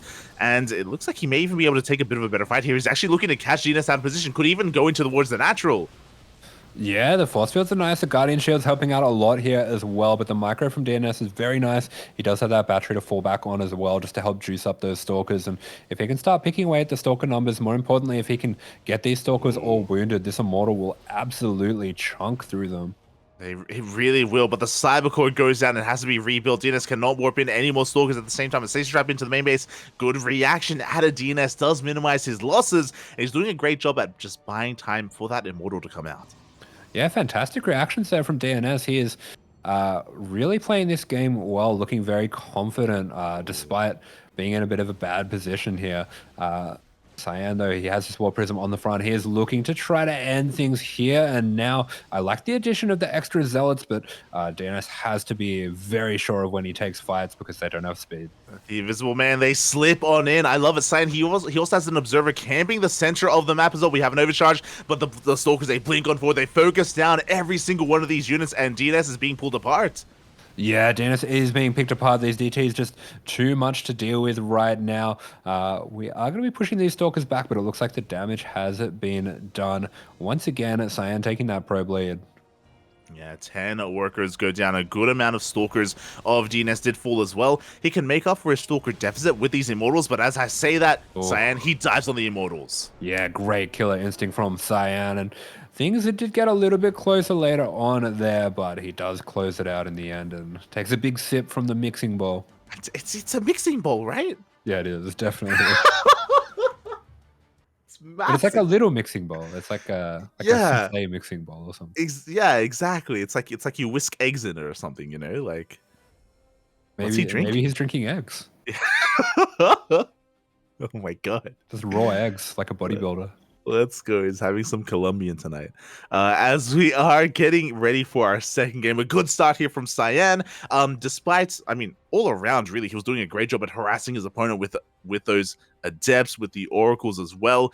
DNS, he did do a great job at coming back in that game and really making his opponent work for it. But that final finishing blow, those DTs, the Invisible Man, that was just a great way to secure himself, to really just secure that win and catch DNS off guard. It is worth mentioning as well that the big lead that Cyan got pretty much came from a small mistake. It came from DNS thinking that he killed the probe that was in his main and not actually killing it. So I feel like, considering that the game still looked somewhat close with that happening, I don't mind DNS's chances at all of tying things back up. 100%. Like, as you were saying, a big reason for the win there of Cyan was that pylon in the main base. And if it wasn't for that, well, then DNS wouldn't have had to have worked so hard to come back, right? Like, he would have had a much stronger start, a much stronger mid game, and maybe a stronger game overall. So yeah, DNS has the potential to bounce back in this series. Cyan, he's gonna be careful. He's gonna be keeping up here with being tricky here and trying to keep up on DNS. Yeah, DNS did a really fantastic job getting that first set win, but things are all going to be tied up if Cyan can knock him out here. So if he can, get this one win here, that means that both players get knocked out, and that would just be absolutely huge for the Platinum Heroes to be already onto the last player of the Starving Camels. Yeah, and here he is. We have in the top left-hand corner for the Starving Camels for SSLT, the Protoss, Cyan. And here in the bottom right-hand corner of Gressfan for the Platinum Heroes, this is DNS. His map of choice is going to be Gressfan, and I'm curious if we're going to be seeing a bit of cheddar, if we're going to be seeing some of that special sauce of DNS, because we saw in the stat line at least that he thrives, sure, in the late game, but he also thrives in the early game, and Gressfan is not a bad map to kind of be hyper-aggressive, especially in PvP. Yeah, I mean, there's plenty of places, plenty of nasty spots that you can hide proxies or anything like that, and we do see both players going to be opening up with the double gate as well, so things are going to be a little bit more aggressive. I feel like usually with this kind of opening, you see things either end at 5 minutes or just go into a big macro game, and yeah, I feel like that's going to favor DNS. I do agree, as we do see Cyan sending his first probe out towards the northern portion of the map, just going to be scouting, going to be hiding his worker. Likewise, DNS checking the standard proxy locations here at those steam vents and near those rocks. Those are very common proxy locations in PvP. Yeah, both players well aware of the reputation of this map. It looks like DNS, at least so far, going to be hiding a pylon. It is possible that he just hides the pylon, tries to freak Cyan out a little bit and plays a standard game from there. We've seen that before on this map, but considering the positioning, I feel like we could have even a DT shrine off in the corner here. Yeah, we could definitely hide some tech towards that corner of the map. We can see Cyan being really diligent about scouting towards the north. He did check behind his own steam vents. He did check behind his rocks as well, but he misses the proxy as it's a proxy robo. Let's go, the EU Protoss special. We do have double Stalker coming out from both players here. Cyan, he is immediately going to notice that there is a pylon missing, so he knows something's up. And he's checking. He has a second probe out on the map. He's going to be looking for that proxy. DNS across the map also confirming the lack of nexus. Going to be trying to figure out what's going on. This robo does feel really far away, though. It does feel like it's quite far off. And it is. No, not like this. He's doubling back. It looks like he should come across the proxy eventually. No. He's not going to make it. No. Cyan. Maybe he does. It's going to be so close. He can maybe avoid one more shot. Yeah, he's gonna get shut down. He will not scout the proxy robo. Oh my goodness, that is insane. What a way to not find out. And now he is completely in the dark. He doesn't know if this is a robo or a Stargate. And there's really not too much of a way of telling. And it could, just be a pylon hidden off in the corner. So he doesn't want to overreact either. Yeah, to be fair, Cyan, he's actually going for a third gateway back at home, so he has an abundance of production. He has a defensive robo on the way as well, so he may not have seen it, but he's getting ready for a one-base all-in, and he does come across the Immortal. Yeah, but the Immortal kills those two Stalkers. That is well worth it. Cyan is now in a really rough spot. We see him immediately preparing on the high ground for this attack, and he does want to maybe get a little bit of counter pressure, catch some Stalkers coming across the map or something like that, but no, we see the the Prism getting started up for DNS, and Cyan could be in a little bit of trouble here. Exactly. Without that Prism, though, DNS is going to have a hard time pushing up that ramp. Cyan, he did warp in a sentry very quickly, so he does have a force field for that ramp. Meanwhile, Cyan, he's actually warping in aggressively across the map. With that third gateway, he does have a little production available, and he's going for his own counter damage. He's hoping to maybe even force DNS back home. Yes, it's going to get really interesting. He might be able to force some warp-ins back at home and then recall, something like that, as we do see. We've got the... we've got the force field in position now. That is going to be slowing things down, but that's going to be a depower on these two gateways potentially. Yeah, potentially the gateway's going to get depowered. We do force a warp in back at home as well. Meanwhile, the Immortal is across the map. DNS pushing up that ramp, but back at home, Cyan, he's got shield batteries. He has overcharge. He even has his own Immortal. Yeah, the Immortal does pop, and this is going to have to be a bit of a different game coming out from DNS. He knows he has been pretty much held at this point, so he's just going to pick off what he can. And if he can get his natural down a little bit sooner, I feel like that might be a good way for him to proceed, but we'll see what he has in store. Yeah, we'll see if he transitions or if he doubles down and commits to the all-in. Cyan, he's got a Twilight Council on the way. DNS, he doesn't throw down a Nexus, he throws down a Stargate. Okay, very interesting. So we're going to be seeing a bit of that Protoss mech coming out, and I do think Phoenix could potentially be a really good way to break the contain here. Yeah, Phoenix, they do a great job at just crowd controlling and CCing those Immortals, those high-tech units. Cyan, with this Twilight Council, I wouldn't be surprised if he goes for... I mean, he could go for Blink, sure, but he could even go for a Dark Shrine just to try to catch his opponent off guard and try to end the game across the map instead. Yeah, there we go. We do have... Okay, the Nexus coming down for DNS as well. It's going to be Glaives for Cyan. Really interesting. I feel like Mass Glaive Adept does do extremely well against Immortals, so maybe that's his plan here. Yeah, he snipes the Observer as well. You love to see it. So DNS is going to be in the dark as to what's going on. Also, these Glaive Adepts, they confirm that Cyan's going all in. He doesn't really intend to expand. He doesn't intend to transition. Even though DNS is taking a natural base, Cyan, he's more concerned with killing his opponent, as Glaives don't really have too much longevity as the game goes on. Yeah, and Cyan is playing a fantastic game here. His control has looked really crisp and tidy. And he's just been very confident with his moves as well. With all of these counterattacks, he has not hesitated to go for them when he sees the opportunity. So I feel like he is looking very confident today. He really is, and we do see a proxy gateway across the map, so it's going to be 4 gates here for Cyan on one base. DNS is preparing back at home, throwing down shield batteries left and right at that natural, trying to prepare for the eventual push of his opponent. Does go for some Immortal harass, but he has to be very careful with that Prism. Yeah, he really does. He cannot be losing this right now. He cannot. Meanwhile, the proxies are being shut down. Cyan being very active on the map. And I believe the Twilight Council hasn't been spotted yet here by his opponent. Cyan is expanding. He is getting a natural base up and running. But with that proxy 4th gateway, I do still think that Cyan intends to be hyper-aggressive. Yeah, as you were saying, we do have the potential for aggression here. DNS is going to get the scout of the Twilight. Unfortunately, it dips in there when it's finished researching, so that could confuse him a little bit as to what's going on. And there we go, the first warp in of the Adepts is happening. Cyan is getting ready for his push. The Adepts have arrived. We have more Immortals waddling across the map as well. DNS does have, I believe, 2 shield batteries, and the hallucination does spot the army. Yeah, great scout there. Spots the army, and let's see, what is his reaction going to be? We do have that immediate recall here. Do we have some extra batteries going down? I'm not sure, as we do have a Robo and a Twilight being made here. I'm kind of curious what the plan is there. I wonder if canceling the Twilight would have been an option, but wow, that's a great army he's got. Yeah, he's got a lot of sentries, a lot of force fields are available for DNS. He's got 3 Immortals, 3 shield batteries, and overcharge. He is so prepared for the follow-up all-in, and Cyan is going to have a hard time breaking this.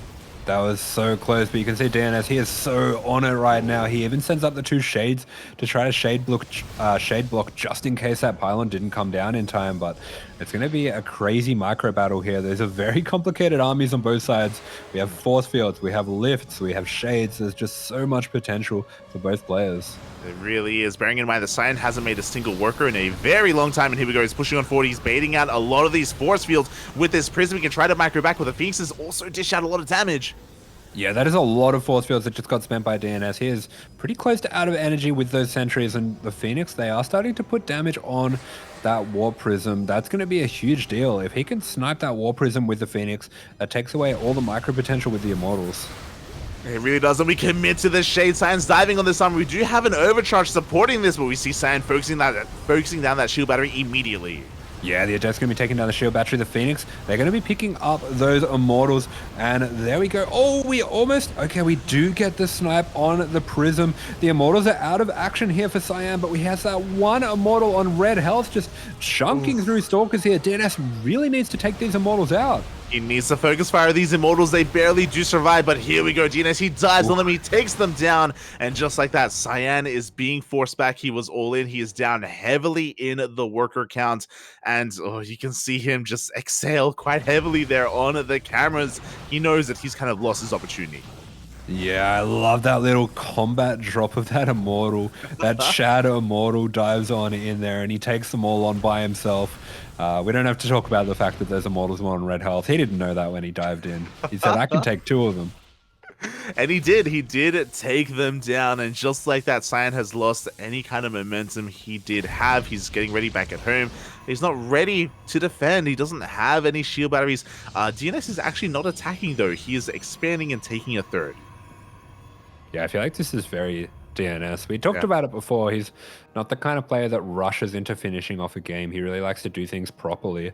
And I do wonder if that could be a little bit of a downfall here as well, but he is just so far ahead that I think it should be absolutely fine. You mentioned it before, Cyan didn't really make many probes during that all-in just because he wanted it to be as strong as possible. Exactly. He wasn't really expecting for the game to go on for this long. He was hoping that maybe he could catch DNS with his pants down, but no, DNS, he does hold them up. He does wear them proudly, and you can barely bring yourself to say that. He does wear a belt. I was gonna say that. He just tightens up his belt, and make sure that they stay on, and we're all worse off for it.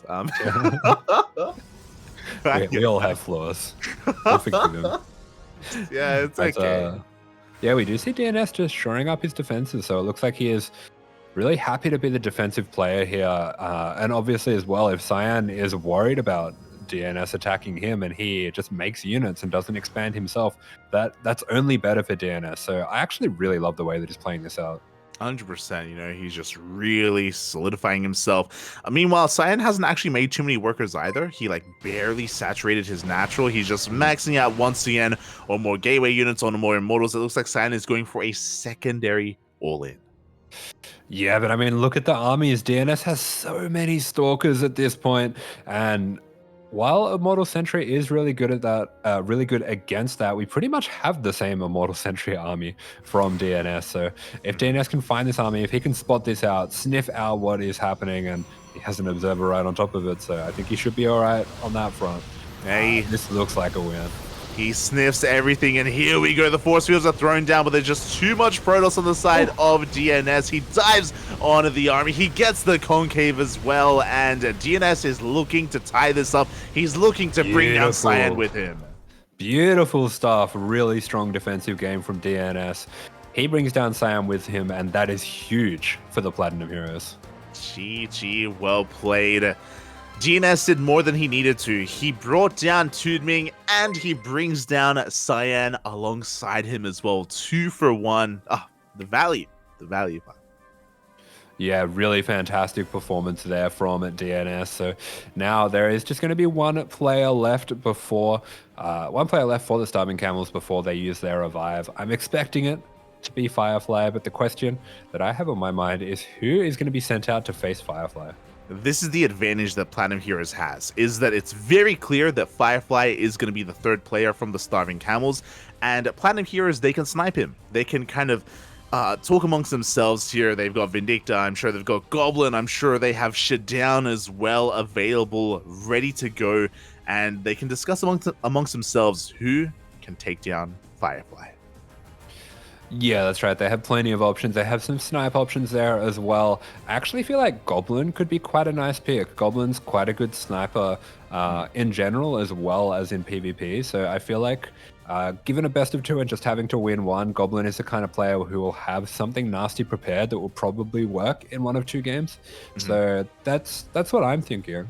Yeah, I do think that maybe a PvP would be the best option. We were talking about it earlier, but Vindicta, maybe not his strongest matchup, the TVP matchup, I mean.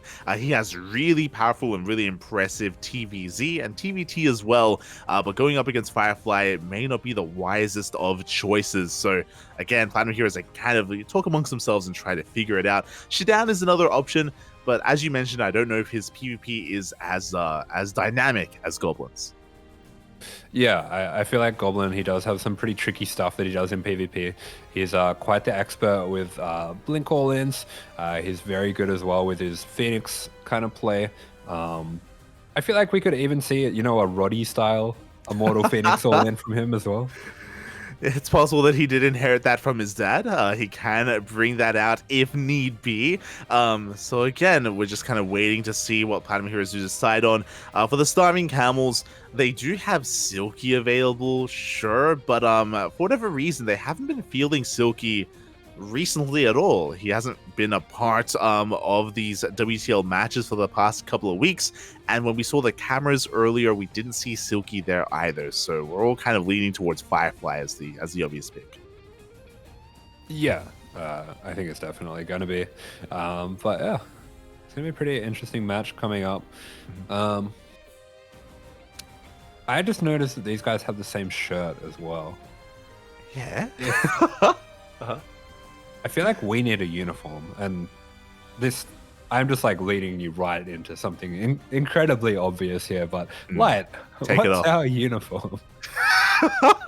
What are you talking about? You're like, there is no uniform. I mean, I don't think anyone here is wearing pants, Poppy, and that's all we need to do to be in unison. Really. Oh, I forgot. I did say that for the finals, I was gonna wear a button-up shirt and unbutton all the buttons. Oh my god! It's the Poppy uniform. Oh my god! Let's go, Poppy. Let's go. Expose the chest. That's all you need to do. Yeah, I think they're flaunting a WTL merch. I believe that's the WTL shirt that they are selling with the gift box. I think, if I'm not mistaken. So yeah, I was gonna bring up what's with all the bunnies? I don't know. There's so many. Some of them look pretty evil as well. It's true. It's true. It's still the year of the bunny, right? Yeah. Maybe. I'm not sure. They kind of look like they remind me of Cult of the Lamb. Have you seen that game before? Oh yeah. For sure. Very cute. They're all gonna. I'm reminded now of Happy Tree Friends. There you go. Yeah. Happy Tree Friends as well. I feel like Happy Tree Friends is they look less murderous. They're just doing actual murder. It's true. It's very true. Very true. God, what happened to the bunny, by the way? Remember, like, they had the bunny initially to pick for the predictions, and he's won. Bunnies don't live very long. It's been months. What are you talking about? It hasn't been that long. They've been for years, Papi. For years. Unrelated. Would you eat rabbit? Would I eat rabbits? Have I eaten rabbits? Yeah. I haven't. Okay. I feel, but like they're like relatively common to eat, like as in. Yeah. I think have to, in medieval days that was kind of like pretty good meat if you were a poor person. There you go. I think I would just to try it. I mean, look, a rabbit, that's basically, that's a small kangaroo, right? I've eaten kangaroo. It's the same thing. No, it's not. How is a rabbit a small kangaroo? It's the same. They jump around, you know, they eat carrots. They got pouches. Same thing. They have pouches? This is news to me. Have you eaten rabbit before? Cartoon rabbit. No. I don't know if I could. I feel like I know this is like the most hypocritical, dumb way of doing food. But I feel like once an animal passes a certain cuteness threshold, I don't want to eat them anymore. Because it's like the same thing with a pet. Like you keep pets instead of eating them because they're cute, right? So there has to be like a line. Right. There has to be a line where if it's cuter than this, it's a pet. If it's less cute than this, it's food. If I find you like a really cute pig, would you eat the pig? I don't eat pigs, so go, there you go. I don't have to make that choice. What about a cute cow? Yeah, a cute cow? I don't know. Like if someone told me that the steak on my plate was like wearing a bow in its hair before they killed it, maybe I wouldn't eat it. There you go. But then I'd eat veal, and like they're pretty cute. Yeah. What was I gonna say? All right, in Peru, in my home country, it's very common to eat guinea pigs. Guinea pigs, very common to eat guinea pigs. Okay. They farm. Yeah, they're pretty cute. I would say they're on par with a bunny, with a rabbit. Okay. Yeah. They're around the same level. I haven't eaten them. I've had the option to, but I opted not to. I was much younger, and I was like, I didn't want to eat a guinea pig. But It's nowadays, much, yeah, I'd probably go for it, just to try it out there. That's fine. Okay. My other rule was I feel like I shouldn't eat anything that I couldn't kill myself. I feel like I could kill a chicken, but like I don't know if I could bring myself to kill a pig. Especially a big one, mate. They'll mess you up. Yeah. Not even just because it's hard, just because it's like brutal. Okay, hate me. Wow. I was not expecting that. Out of left field. Okay, so we did not have a goblin showing up. We don't have a shutdown. We don't have a Vindicta. HateMe is coming out to snipe Firefly. Yo. With the fitted cap, Mr. Steal Your Girl coming up against Firefly. As we have our stats, HateMe not having any here, as he wasn't really fielded in WTL this season, so not a lot to work on, and that may be why they needed some time to just get ready for the matchup, for the graphics. So trying to get them sorted. Also, not a Protoss. There we go. They fixed it now. There we go. But yeah, really interesting choice. HateMe, not a bad option. He is quite an aggressive, quite a terrifying player. And yeah, I don't think Firefly is ready for this. Yeah, I don't know. I mean, like, I like this as well. HateMe. He's realized that, the strength of a Zerg is when they're in the dark, but he wants to have the lights on so that he can see properly with his glasses. So he's created artificial dark above his head with a hat inside. SSLT. It's genius. Versus Platinum Heroes Game 3， 就让比赛开始吧。 It's like the next level of a hood. It's like a more sophisticated hood, He doesn't want to be like too degen. He's trying to hide the smudge. I appreciate it. As we are diving into this and spawning in the top left-hand corner of Neo Humanity for the starving camels for SSLT, it is Firefly.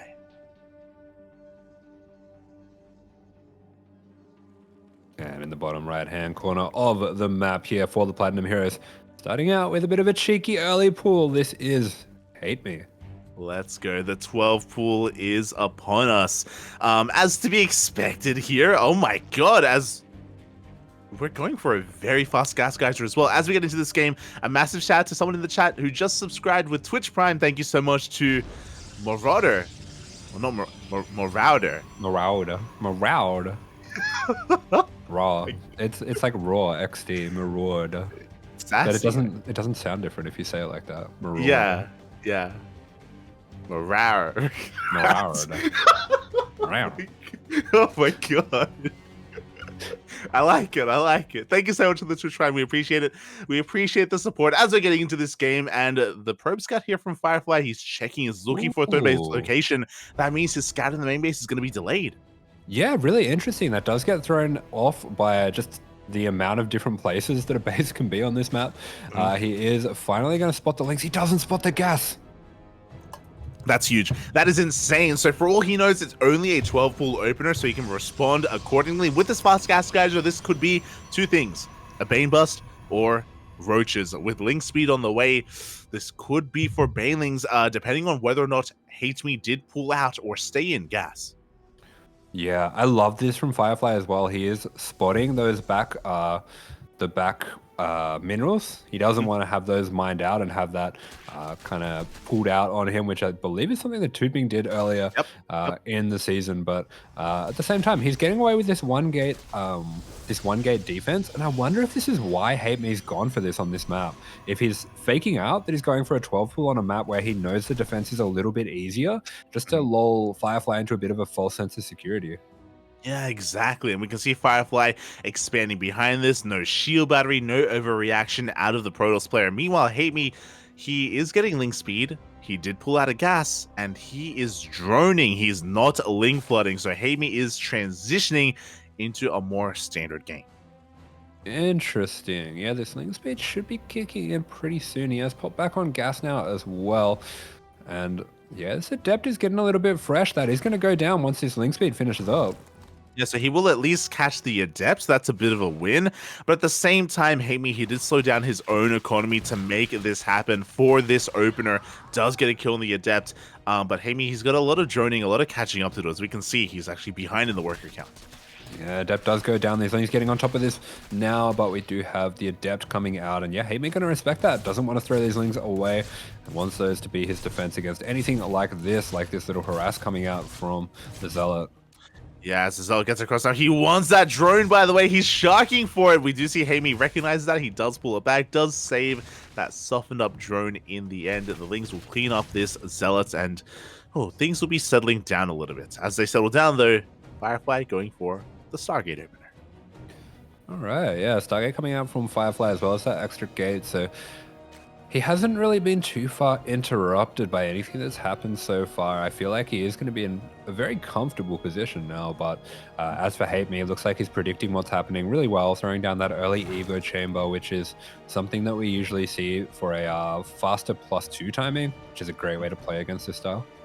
Yeah, definitely, as HateMe is like catching up in that way. This should be for +1 melee into eventually +2 melee, as you were saying.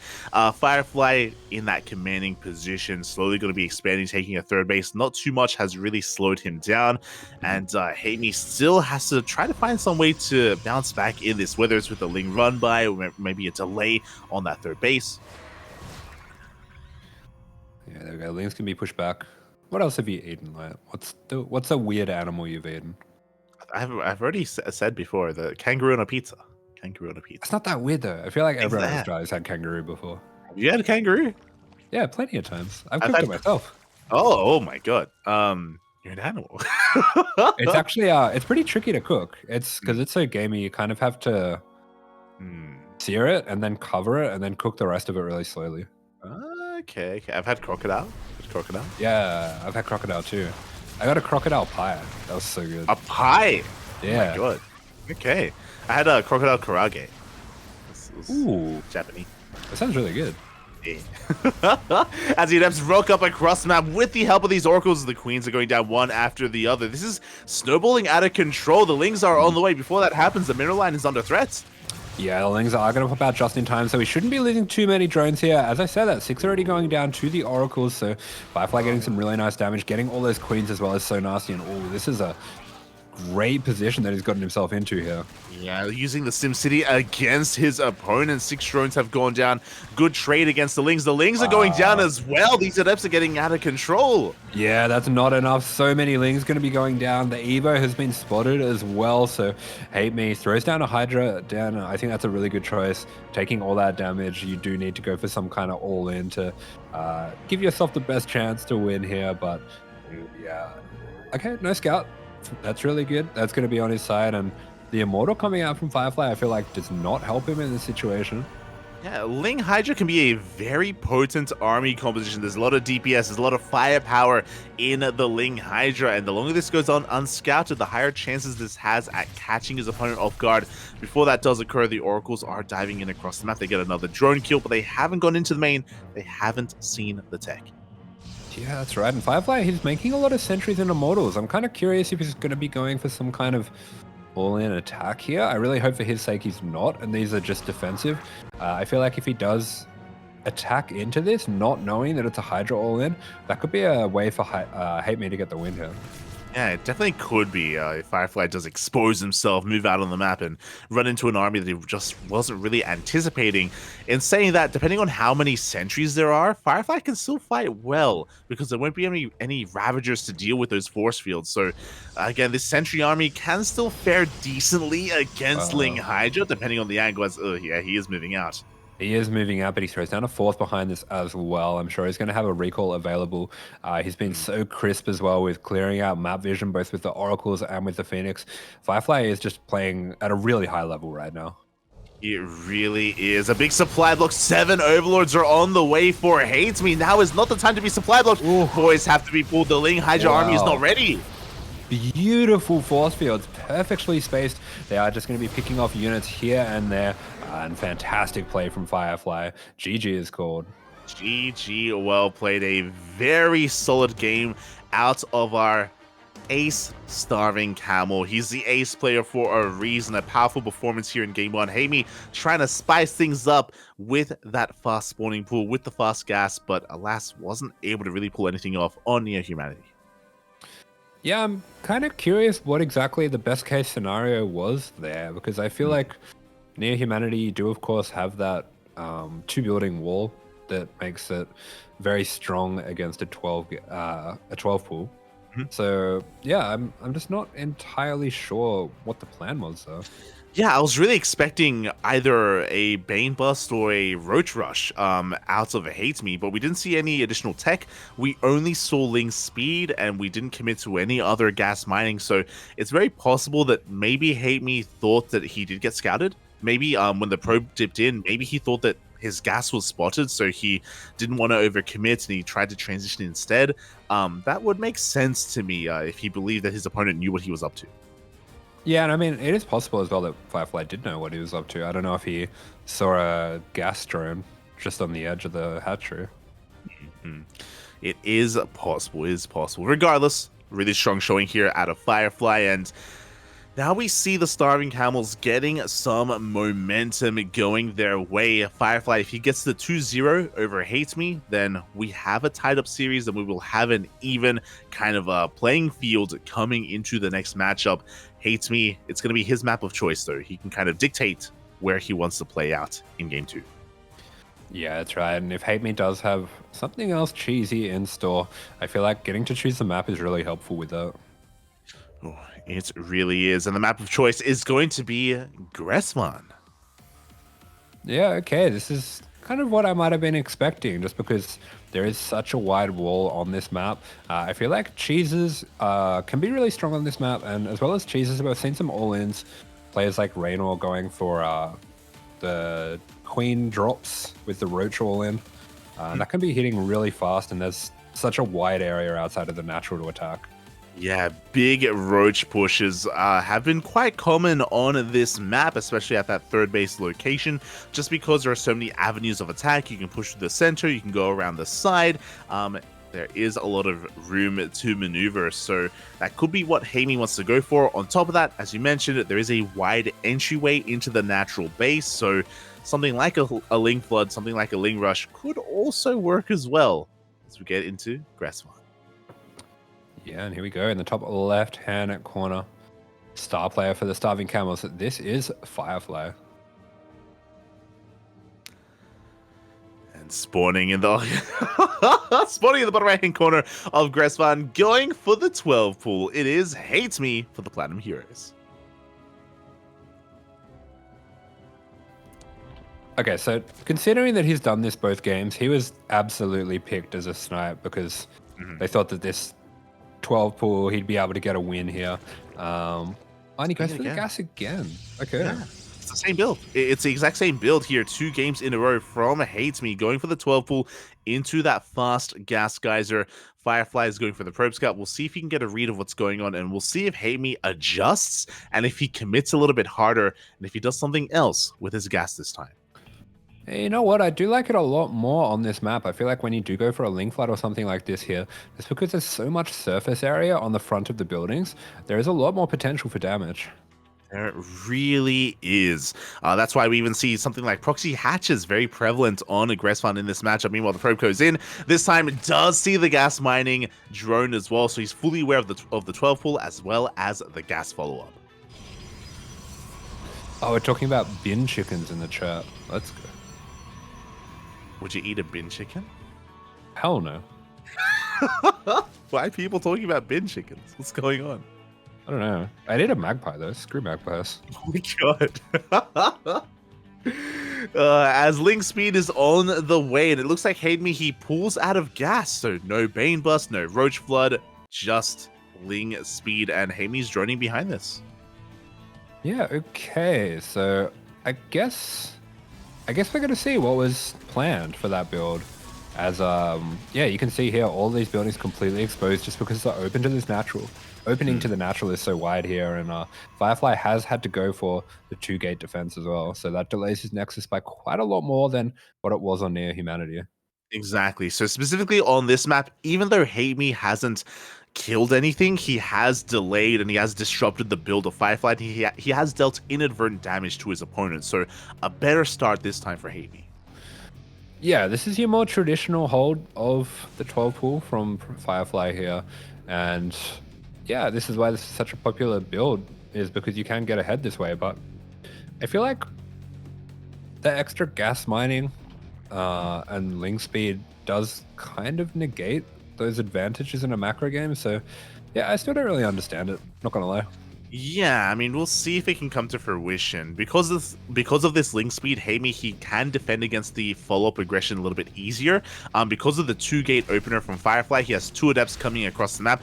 Really good positioning here from this Zealot. HateMe being a little bit fancy, but is going to lose some lings. Yeah, a bit of an interesting choice to fight this Zealot. I guess he just doesn't want it to be a thorn in his side for the rest of the game, but yeah, I don't know. This still, once again, feels really good for Firefly. Yeah, exactly. He even delays the third base. I don't know if you saw, but HateMe, he was trying to take that triangular third. Because of the adepts, the drone was forced away and forced to take the linear third base instead, as Firefly is making his way and bouncing between the bases. Another Stargate opener from Firefly, so nothing too crazy out of our Starving Camel Protoss. Yeah, we have Firefly kind of playing the ground as lava, jumping between the platforms where he can keep these adepts safe and keeping HateMe at home, more importantly. Yeah, exactly. HateMe is stuck at home. We do see Firefly just rotating around. We'll eventually get eyes on that linear third base as Firefly expands and takes his own third back at home. Hopefully this time HateMe is going to be in position. We saw how much damage the Oracles did in game 1. I believe a Spore is already thrown down, so hopefully HateMe does have the anti-air he needs. Yeah, once again, Firefly is going for this kind of 4 adept and Oracle timing, and I really like this. I actually want to try this. I feel like this is a really good response to the 12 pool. You do kind of need to get your own damage back, or at least force out units from the Zerg, and that is exactly what Firefly looks to be doing. He's just, yeah, really crisp and well rehearsed with his responses here. I'm loving the Adept Shade so much. You don't see it too often, but it's just so smart, just making sure he never, or he's always using the terrain to his advantage, making sure he never has a surround available for his opponent, being very careful with his Adepts. I can't say the same about his Oracle, though. It dips in and it takes a lot of damage already.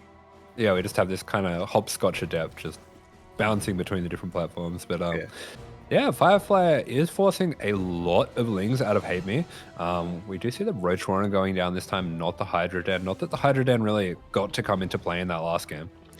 Yeah, remember in that last game, there was just that big supply block, but here we go. The Adepts do shade into the natural base. They're going to be focusing down those drones. They get 2 workers, not too bad. HateMe does minimize his losses, but the Adepts also did scout that Roach Warren behind the mineral line.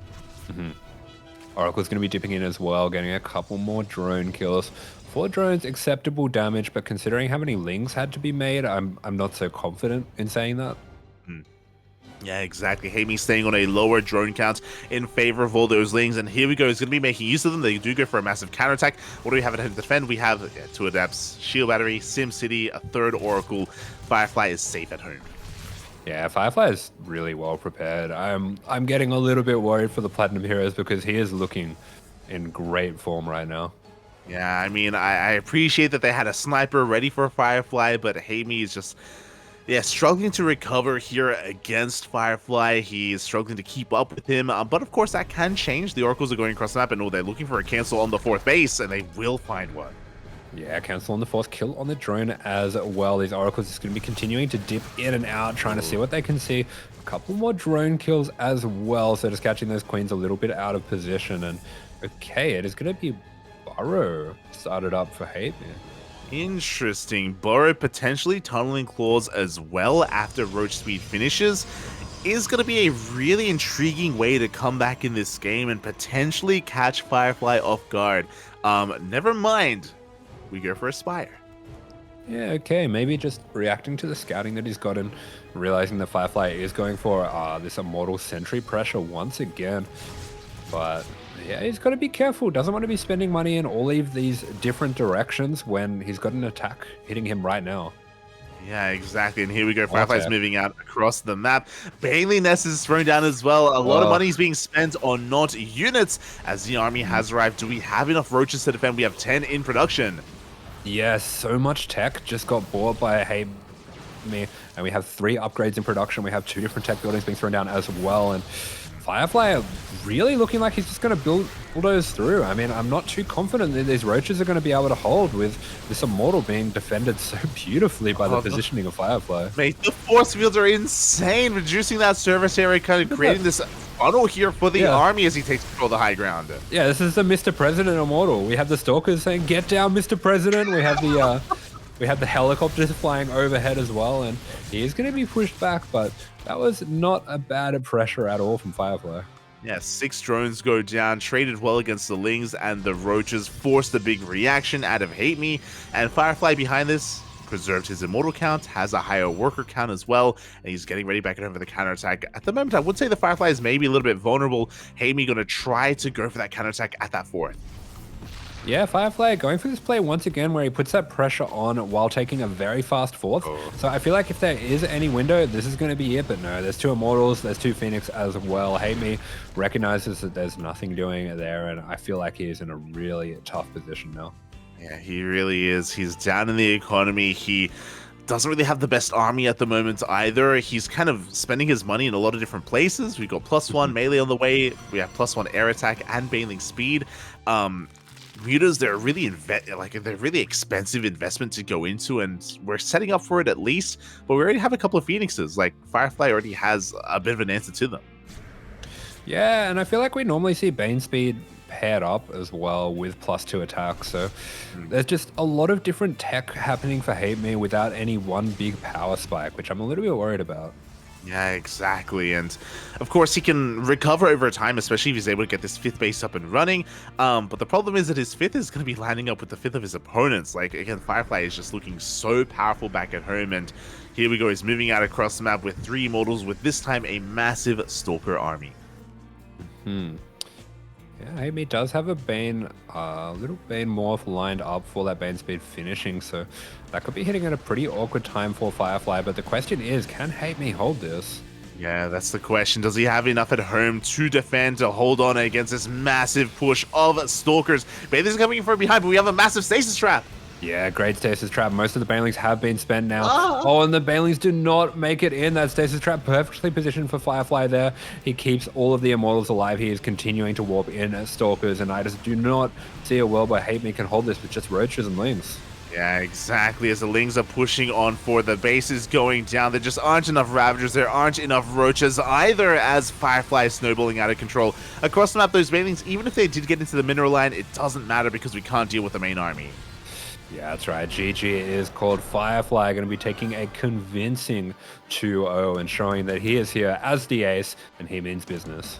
GG, well played. HateMe trying to be a little bit cheeky. He did come out as a sniper for Firefly, but alas, Firefly was just too good for that. And as a result, Platinum Heroes, they only have 1 player left that they can field.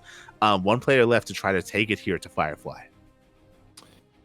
Yeah, that's right. So they're going to have to pick wisely because they do not want to be put onto an ace match with still a life remaining. But at the same time, that does mean that we're tied up. I mean, we're just 2-2. It's not the end of the world. They did have the space to have a bit of a loss like this. Yeah, they really did. And oh boy, well, with that, they no longer have that space. They no longer have that lead. As you're mentioning, things are tied up here. They're tied up not quite 1-1, but they're tied up between these 2 players. And who is going to come out? Is it going to be Goblin, Shutdown, Vindicta, or even another player? HateMe really came out of left field. Would they do that again? Yeah, true. Could they go for another snipe? They do have a pretty big roster. They do. They got a lot of players. A lot of players are available. I believe they have a Get-On on their roster as well, if I'm not mistaken. They've got Eggs. They've got quite a large player pool available to them. Who do you want to see? Who do you want to see? Evers Protoss. Oh, I forgot that Eva was on the Platinum Heroes. You're so disappointed. Eva, you know, I love Eva. You know, he's. Do you? Do you like? When he's Zerg, I love him. So not often, unfortunately. Oh god. I'm gonna go with your initial gut feeling, and I feel like now is probably the time for Goblin. Like, it's such a shame. Like, I want Migs to come out. I want Vindicta to really showcase himself here, but I just don't know if he's a good fit for Firefly. I don't know if that's the wisest of moves. Yeah, I think it will come down a little bit to just who's feeling confident. I know a lot of the time when they do have these choices coming in, they're going to discuss it with the players, see who feels like they can do it, who's feeling confident in the matchup, who feels confident to snipe this particular player.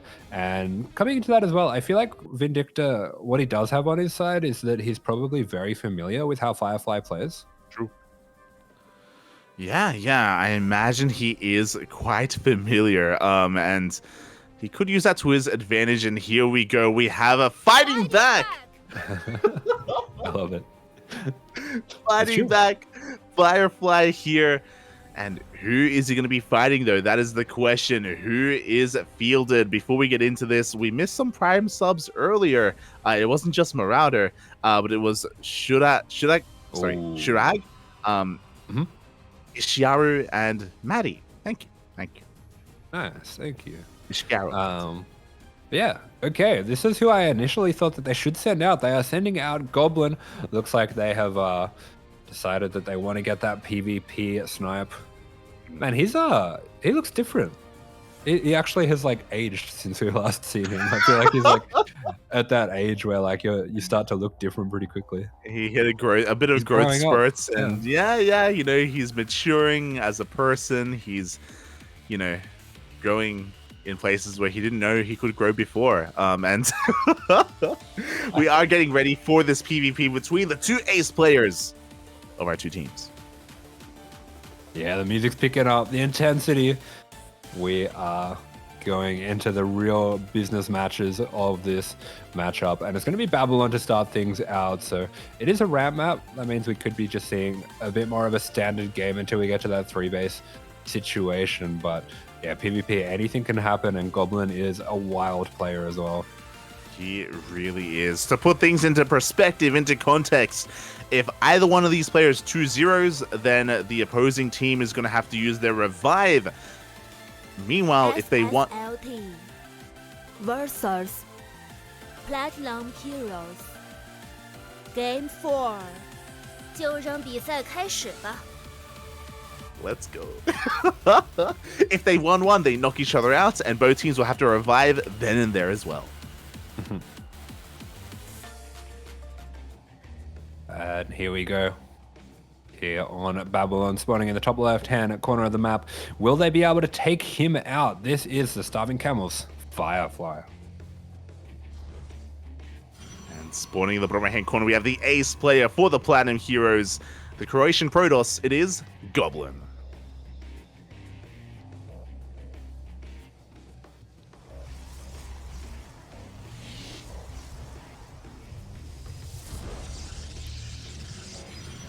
Oh boy, here we go.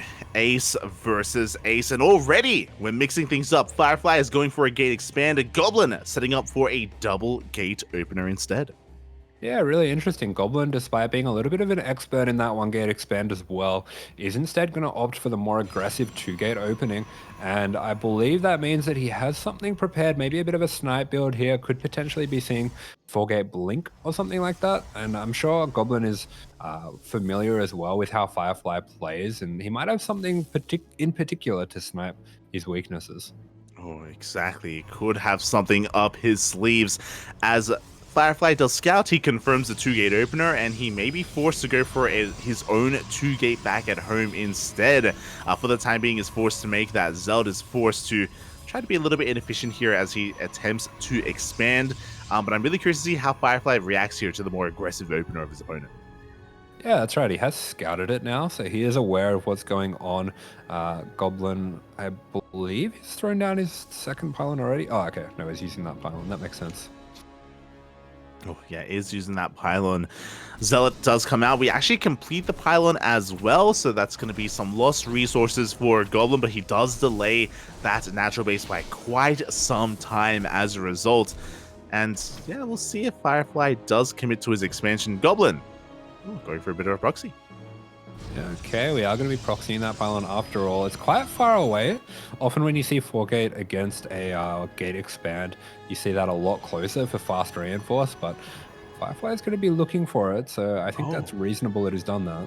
And Firefly, as we do check out the sponsors, delays his natural. He goes for a second and a third gateway. It looks like Firefly is preparing for a 1-base all-in, and he could also turn the tables and go for some aggression of his own.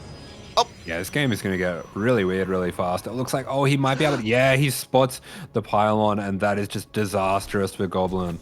Not a good start here. The pylon is going to be focused down. Firefly getting ready for a proxy pylon across the map. He could throw down a 4th gateway across the map as well to commit to that 1-base all-in. There is that Robo on the way from Firefly. Meanwhile, Goblin is expanding and going for a Twilight Council. Yeah, Media Cancel there on that Stargate. Will have that pylon sniped out, but he is going to be able to get these units at least, so that's something. Yeah, we do have a Stalker coming in from behind, and it looks like we're going to be trading out 1-for-1. No, good control out of Goblin. He does save that Stalker, and he's going to be able to clean this up. Yeah, beautiful micro from Goblin. He is going to be able to clear up 2 Stalkers without losing any. Might even be able to chase his Zealot away as well, so that's certainly going to help with whatever he has in store from here. Got to be careful with that low health Stalker, though. Does have to be careful with that Stalker. Doesn't want to throw anything away. Goblin going for a Dark Shrine. I think this is a really smart choice here against what Firefly is doing. Firefly, I assumed he was going to be going for a 1-base all-in, but no, he expands back at home. Both players going for twists and turns. Because Firefly did go for a fast Robo, he will have access to detection, and there it is. Observer is on the way. Observer on the way. Goblin does get the block in time, so these Adepts not going to be getting in, but they are going to be a thorn in his side for a while. Goblin, meanwhile, not aware that there's no Robo for Firefly, so that could be a problem for him if he does commit to the DT attack. Yeah, hopefully he doesn't lose those ZTs too prematurely, as again, there is detection on the map. Adepts are just going to be keeping Goblin busy back at home, but with that faster Nexus, Goblin can produce those workers a little bit faster, and he does have a worker lead. Okay, Firefly as well, going to be going for the Prism, so looking to get some aggression on the side of the map. Oh, killing his Cybercore? Okay, no, I think that was a mistake. Yeah, kill that Cybercore. He wants to kill the gateway, right? If he's gonna yeah. It was a bit of a misclick there from Firefly, but he does have a full wall off at that ramp. Was just chipping away at that gateway at least a little bit as he's moving out across the map with that Prism. The goal of the Prism is to ferry the Adepts, I imagine, into the main base to look for some of that economic damage. Yeah, there we go. The Stalker going to spot out this pylon on the side. Goblin going to see the bad news that there is a full wall off, that there's an Observer as well.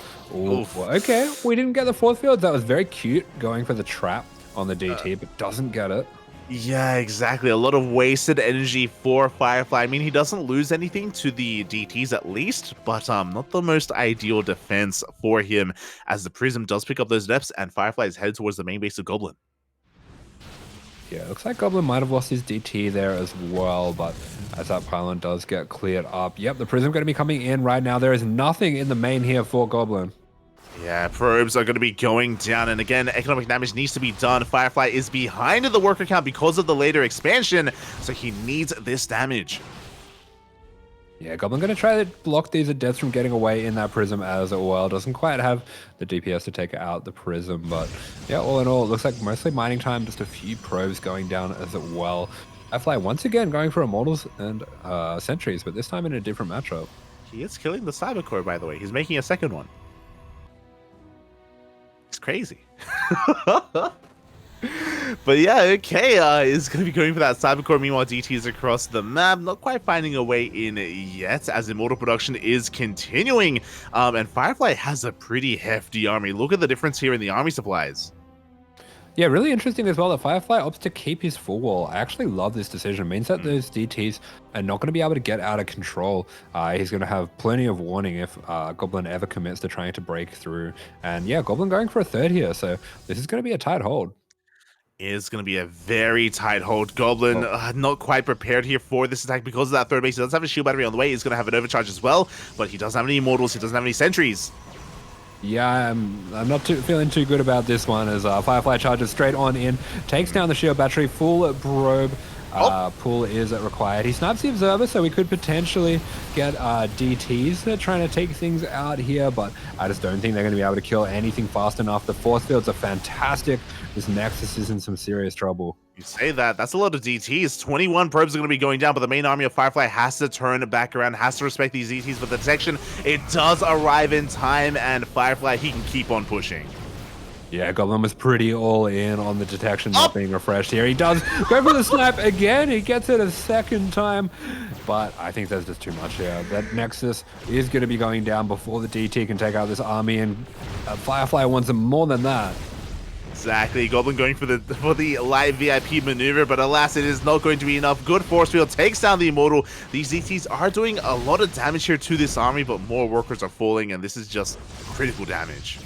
Yeah, a little bit of a mismarker there from Goblin as well. Pulls away one of his DTs. It could have been swiping away at these units. Firefly going to be saving the all-important Immortals as well. Doesn't want to be losing those to the DTs, but yeah, with the arrival of the Observer, GG is called Firefly, looking impenetrable. GG, Firefly looking strong, looking powerful, not dropping a single map so far. There's a reason why he is the ace player, and one more win and he will take down Goblin. Goblin still has a chance. He still has a chance here to bounce back with his map choice. Yeah, it's pretty big that Goblin gets a map choice here. If he does have anything really nasty that he's been storing up in PvP, this is the chance, but man, Firefly, he is looking on another level. He really is. His defensive play was just so on point. His scouting as well, getting eyes out on the map, coming across the proxy Stargate, coming across the pylons, and scouting the Dark Shrine as well, being able to prepare himself back at home. Just really safe play out of Firefly, stopping Goblin at almost every turn, and eventually leading into his own 2-base all-in. Bearing in mind that Goblin did have a pretty big economic advantage, but he was using that to get further ahead by taking a third base and spending his resources on his economy, on taking up, not so much on his army. Yeah, not so much, and Firefly just hitting a very clean timing though. Very clean indeed, and with that, it is Goblin's map choice. He's going for Gressvan. Alright, so Gressvan going to be the choice once again. We saw HateMe trying to pick out Gressvan to cheese out Firefly. Didn't have too much luck with that, but is Goblin going to have more success here?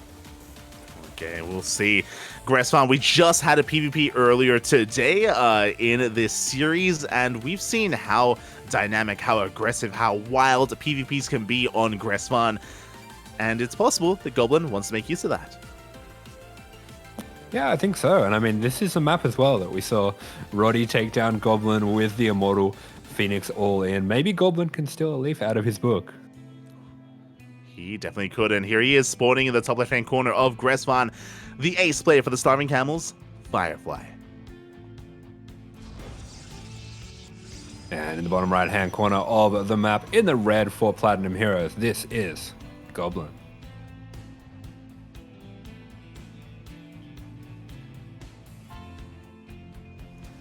I legit get flashbacks to the arcade hearing that music. It's a super fast music, yeah. I could think of what was that game? There was this game that had, there's 16 buttons in a 4x4 grid, and each of them was a screen. Yeah. And basically they'd fill up and you have to hit them when the screen fills with color. Yep. It's like DDR, but with your hands. Yeah, exactly. I remember the arcade machine in Box Hill got one halfway through when we were in high school, and used to play there'd be the anime songs that are fast like that, or there's a scat man on there. They could do the wee ba ba ba da ba, and you do it with your hands. Let's go. I never had that locally. That's too fancy for me. I'd see those in the city. I'd see those. Always look like good fun. I never played it though. Yeah. They're really fun. But I feel like DDR is still the best out of all of them. Yeah. I had DDR at home. I had DDR. It came out on PlayStation. Of course you could, yeah, you could buy them out. Sorry, it came with the pad, so you set up the pad on the floor, and yeah, I've still got it somewhere. You're like, you expect me to go outside to play DDR? Yeah, no, mate. You're crazy. It came out the same year as the iToy. I don't know if you remember that. Yeah, I remember that. Yeah. Crazy. As we are getting into this PvP, so far nothing too crazy. Double gate openers all around. Oh boy, and Goblin. Going for some cheeky tech early on. Yeah, hiding that Stargate in the back there. It's also going to be a nice position just to stop Adepts from running around the back there, or Stalkers or anything like that. As we do have Firefly, once again, really worried about the proxy that Goblin showed before. Potentially going for his own as well, though. Yeah, really interesting dynamic here. Okay, so Goblin opens up with a Stargate first. Firefly responds with a Robo first instead. This does feel like very safe play out of Firefly. Yeah. Goblin a little bit more aggressive. Yeah, Firefly playing really safe here, but he has shown against Zerg and against Protoss so far that he's very good at turning a defensive Immortal setup into a really clean timing. And that's been pretty hard for the Platinum Heroes players to deal with so far. Yeah, this looks like a one-way all in. Firefly, he throws down a third gateway. He has a proxy pylon out of the map as well. Very heavy delay on his natural. I don't think Firefly intends to expand this game. Goblin is, and Goblin hasn't really scattered too much. He doesn't really have eyes across the map, so he's not quite aware of what's coming his way. Oh, yeah, and he's throwing down a Twilight Council as well. He really does not have quite enough to be holding this right now. He's going to be starting to put some pressure on with the Stalkers, but he's just invested a lot into tech all at once. We do have an Oracle as well. I believe that's going to be headed out across the map, but holding it home is going to be the real problem. Yeah, the Oracle could do some damage across the map. The shield battery, it isn't done yet. Not done in time. The Oracle is going to get probe kills, but Firefly has a massive army, and he's looking to lay siege upon that natural base. 7 probes go down. Yeah, not bad at all. Goblin needed that. He needed that quite badly, but you can see he is knowing that he is not properly prepared for this. He does have a Void Ray coming out, but I don't think he's going to be able to hold this base. Yeah, this is okay, though. Again, Firefly is one base all in, so Goblin, he can afford to lose his natural base as long as he can hold on to his main with that Void Ray, with shield batteries, with the high grounds. Like, Goblin is not in the worst position. Sentries is an interesting choice. I wonder if Firefly is intending to just force field a Goblin onto his high ground, take his own natural, and just slow the game down a little bit.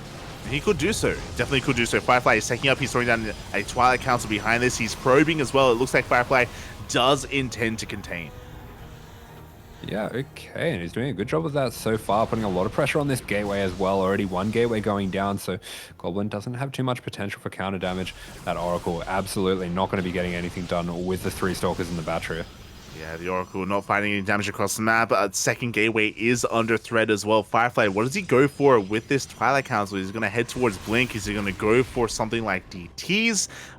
His opponent doesn't have a Robo, so DTs wouldn't be the worst choice, but there we go. It is going to be Blink. Yeah, okay, so Blink for both players. That does mean that Goblin's going to have a little bit of an advantage for a hot second here while that Blink finishes up. But, Goblin gets dragged out of position by the hallucination. He's going to lose his gateway. Gateway goes down. A lot of the production, or all the production of Goblin is gone at this point. He throws down 3 gateways to help make up for that, as he cannot warp in a single unit right now to defend. And Firefly, does he take this moment to expand, or are we just going to commit here to one base versus one base? Yeah, Goblin is ahead on probes, but it's not going to count for much if he can't get that low ground opened up for himself. We do have a second Void Ray coming out, so I think with that we should be able to push these units back. He's just going to have to be very careful not to get the Void Rays sniped while doing so. Bearing in mind that Goblin also has Blink, so he's got those 2 Void Rays and Blink on top of that, so I do kind of favor his army overall. Could even be looking to pull some boys here to try to maintain control of that low ground, as Firefly is continuing to warp in across the map. He is still not expanding. Yeah, and to be fair, Goblin does see that. He's just been checking again and again to see if a natural is being taken, and looks like he's pretty okay with just sitting back until that is the case. Yeah, there we go. He's just chilling here. The longer he waits, it does give Firefly the opportunity to get Blink. But here we go. We do have Goblin diving on top of this army. And Firefly, he was not looking. He's going to be losing so much. Yeah, beautiful killer instinct, and this is why I thought that there would be a window here for Goblin before Firefly's blink finishes. He is taking out everything. He targets those stalkers as well, just making sure that he kills those before blink kicks in, and that was huge for Goblin. I think he has done enough to take out Firefly, and that is just enormous for the Platinum Heroes. Yeah, Firefly, he plummets in a supply. He barely has a standing army, and Goblin going for this counterattack, he should be able to snowball into a victory. I don't think Firefly is set up here in his own main base. He does go for another big warp-in of these Stalkers, does have a decent Stalker count, but especially with these this anchor point of these Void Rays, at least Goblin should take down the gateways. Yeah, if Goblin is careful enough with these Void Rays and doesn't lose them, he will be able to break this eventually. Looks like he did snipe off one Stalker there, and he's just going to deal with that counterattack back at home before he does anything else. Yeah, we do have a warping of Stalkers across the map, and a couple of probes are going down. So Firefly, he's not out of this yet. He's fighting back as hard as he can, but Goblin is expanding. He is looking to maintain his economic lead and expound on it. Yeah, Goblin looking like he's in a really good position here, as we do see a bigger blink coming on down, but he doesn't see the stasis trap. The stasis trap, with barely seconds left on it, is going to be taking out a huge number of Stalkers, and that might just get the win here for Goblin. Looks like he is not quite wanting to force things, knowing he has the Nexus at home, doesn't want to throw this game away. I can respect the decision. Yeah, he does back off. Things are getting really chaotic, things are getting really intense, and Goblin doesn't want to slip up, so he will back off. He's just going to maintain his lead here by taking his natural. But this will give Firefly an opportunity as he takes his own expansion. He has a decent Stalker count himself. Firefly, he can still fight back. Yeah, but Immortals and Sentries coming out for Goblin. I love this. He is just going to be shoring up his defenses. Firefly getting supply blocked a little bit, as well as that proxy pylon does get found and taken out. And as long as this battery can get up, I think Goblin should be absolutely fine to hold this counter pressure. Yeah, with a shield battery, with overcharge, with Immortals and Void Rays, like, it's going to be nigh impossible to break the defenses of Goblin at his natural base, which is why Firefly is going to have to try to find a different angle of attack. He does have Blink, he does have high ground vision. With that Observer, he could try to slip into the main instead and try to catch Goblin out of position. Yeah, looks like that is exactly what he's going to be doing. He does jump into the main here. Maybe thinks better of it when he gets there, but he will have that blink coming off cooldown pretty soon. So Goblin just being careful, doesn't want to get a Void Ray or an Immortal sniped out here.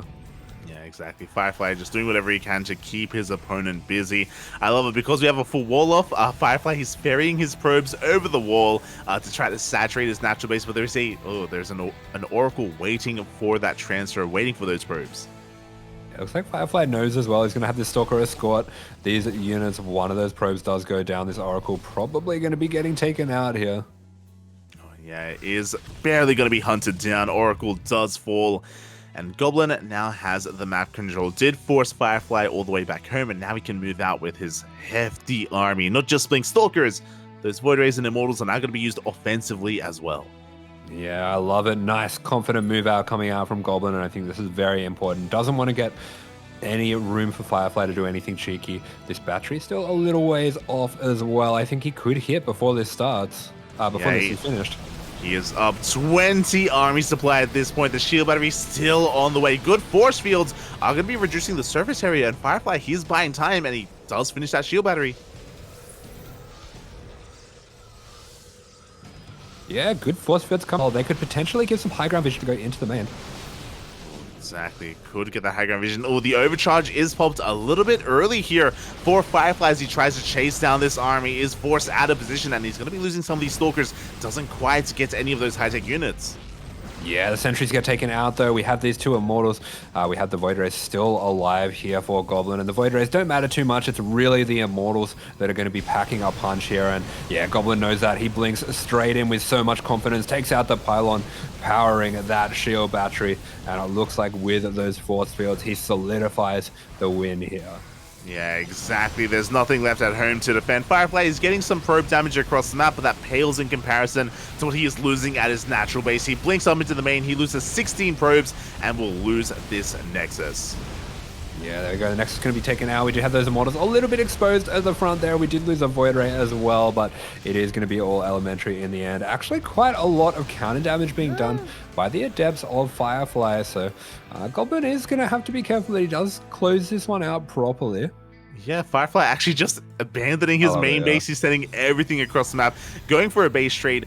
And to be fair, Goblin is giving him time, right? We can see here he's just waiting for another Warping before he tries to force his way up the ramp. This is giving Firefly the opportunity to try to pull off this base trade.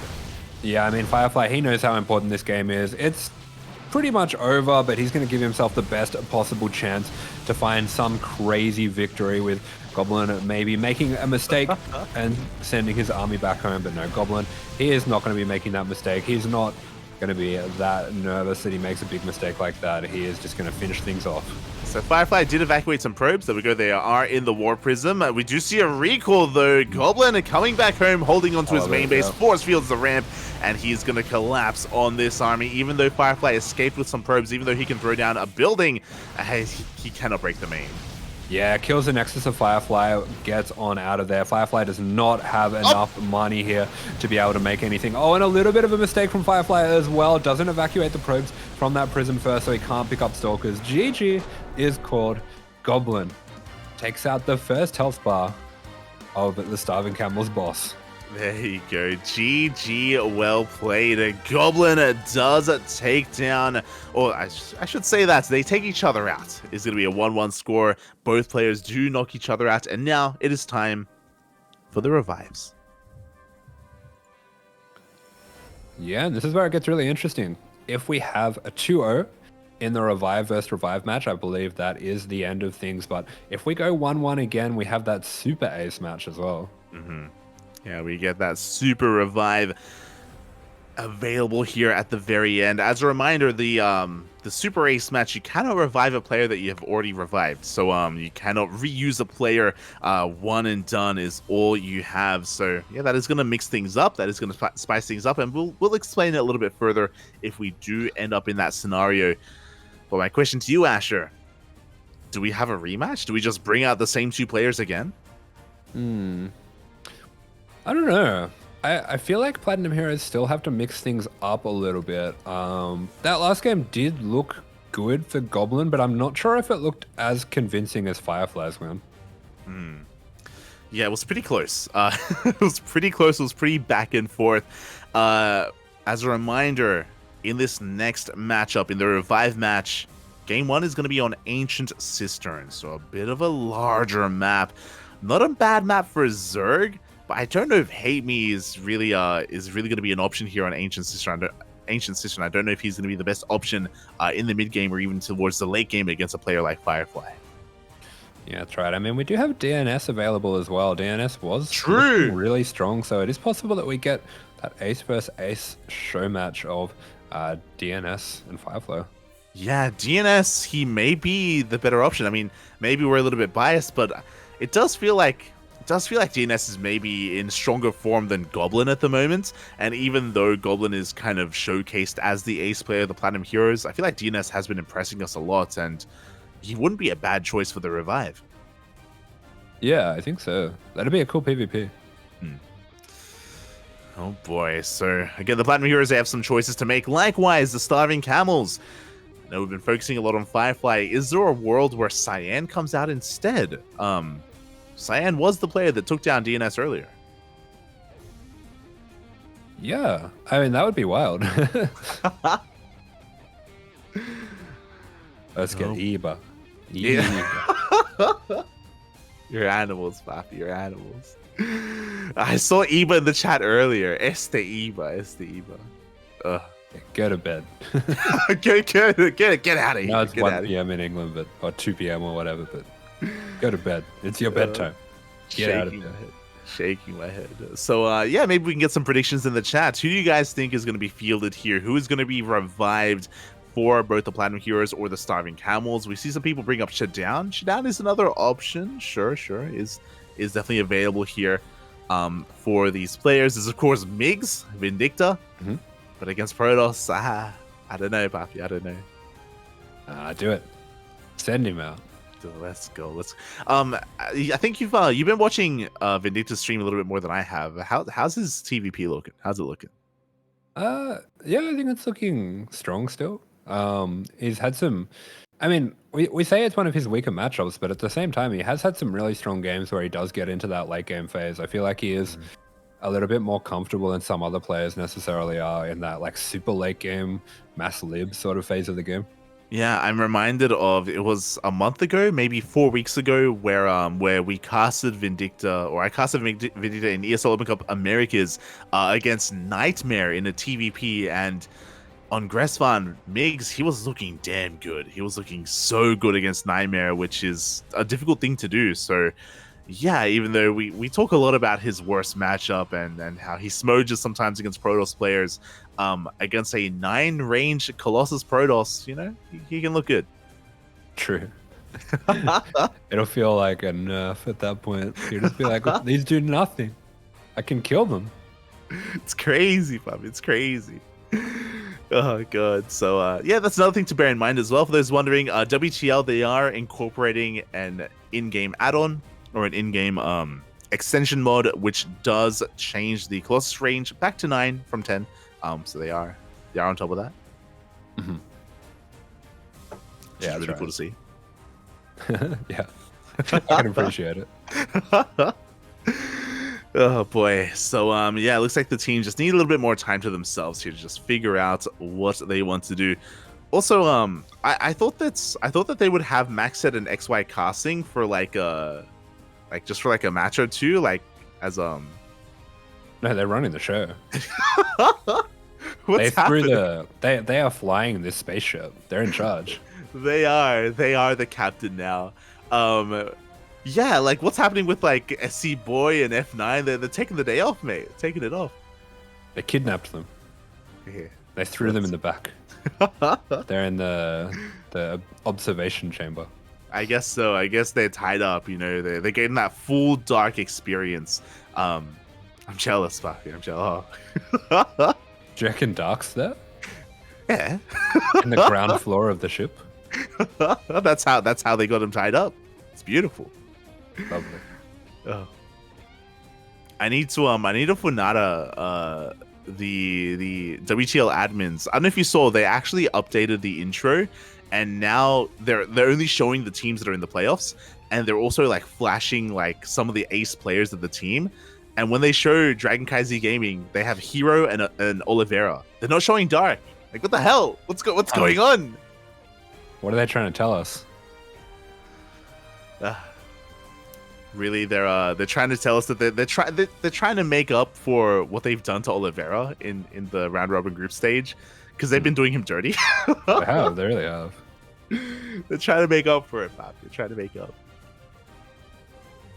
Well, we'll have to see who these two teams consider as their aces. Yep, Firefly. We are expecting him to be sent back out. I was saying when Goblin took him out the first time, it feels like just taking out the first life bar of a boss, and then they do the Dark Souls thing where you kill them and then they like transform into their second form. So this is Fire Dragon. Oh, let's go. The Phoenix is rising. The Eagle is rising, as DNS is going to be the revived player for the Platinum Heroes. All right, so DNS getting the nod here to go into this PvP Ace versus Ace show match. This is going to be really exciting. Both of these players doing some serious work for their teams, both during the season and tonight. Who will be able to take it down? Looks like we want to avoid that 15-minute mark if we're DNS, apparently. Apparently. Meanwhile, look, you can see it's Eco is the teal. Then you have unit control for the red. Tech is orange, and build is purple. Why is tech so small? Maybe he just stays on low tech, you know? But for both of them, like it's like 5% for both of them. That doesn't make any sense, right? Like, how are we going for 30-minute games or staying on low tech? Like that's not happening for DNS. Doesn't make any sense. Is this maybe they're trying to make the like remember the name pie chart? Mm-hmm. Hang on. I can't remember how it goes. It's been too long.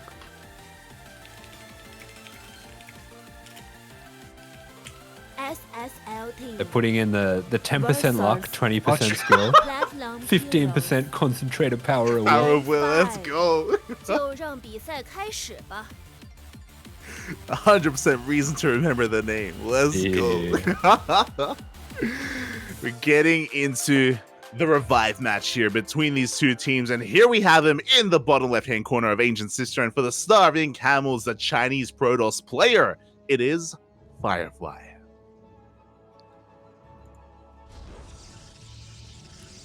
And the revival in the top right-hand corner of the map for the Platinum Heroes. This is DNS. Beautiful. Here we go. The matchup that we all wanted. Again, DNS has been popping off. He has been the star here of the Platinum Heroes throughout so much of WTL, and they're going to be relying on him to bring down, to take down the Firefly. I can't believe my eyes. Yeah, Mr. Fire Dragon here. The XXX Fire Dragon XXX in the bottom left. Both players have been revived, and you can see in the top we have the life bars kind of depleted for both. That really does set the stage for how much is on the line here. For both these teams, I think it's been an absolute dream to get this far in the competition, but they did not want their story to end here. Neither of them. I mean, Starving Camels, last time they were in the World Team League, I think they were almost relegated, or they were relegated and have to fight their way back in. Platinum Heroes as well, their first time in the competition, and they are looking to make an insane run. They have just really surprised everyone here. They really have. They really have done such a great job at making it this far in the tournament. Both teams, as you were kind of alluding to, I think many people, many players, myself included, assumed teams like Shopify Rebellion, Psystorm Gaming, these other big teams with big players would be shoo-ins, but no, they didn't make it this far. They didn't make it to the playoffs. Instead, we have the Camels and we have the Platinum Heroes, and I wouldn't have it any other way. It's been a great series so far. Yeah, that's right. And the two perfect players to be representing as well. I mean, these are really the players who have made the huge upsets when it counts. I know Firefly taking out Mario was absolutely huge, and DNS has been getting some really solid wins under his belt as well. Most of these players for the Platinum Heroes getting 50% win rates across the board, which in such a competitive competition shows that really the Platinum Heroes have been the sum of their parts. Everyone has put on great performances when it's counted. Oh yeah, they've all done their parts, but now it comes down to the wire. Firefly opening up with a Robo first, and we have seen how diverse he can be with this. It can be a very safe opener, or he can transition into a one-base all-in, just like the previous game. Meanwhile, DNS is trying to get a read on this as he goes for his expansion. Yeah, that's right. Firefly being very aggressive, going for this Prism straight away. Looks like he is most comfortable being the aggressor when it really counts, when it's the big stress situations. And DNS falling back on what he knows best as well, just playing very standard, playing the defender as well. And this is what's got each of these players this far. Oh yeah, exactly. And with that Prism moving out, Firefly is looking to be, as you were saying, hyper-aggressive. It is going to be spotted by the hallucination. DNS is fully aware of the lack of Nexus and, of course, of the Robo opener. And now DNS is preparing back at home. Huge scout for DNS. He sees everything that he needs to see, immediately throws down a Robo. That's not really going to be in time to change the math on any of these interactions, but I mean, Firefly as a model is still pretty far off helping. And yeah, what's the play going to be here from DNS? We see 2 shield batteries being thrown down. They are going to be really close. I do not know if they are going to be finished in time. It does feel like a bit of a delay on those shield batteries. Meanwhile, we see Firefly actually getting into the main base with Adepts instead, so he's going to be looking to harass the mineral line, not bust into the natural base, and a very late reaction here out of DNS. Probes are going to be going down.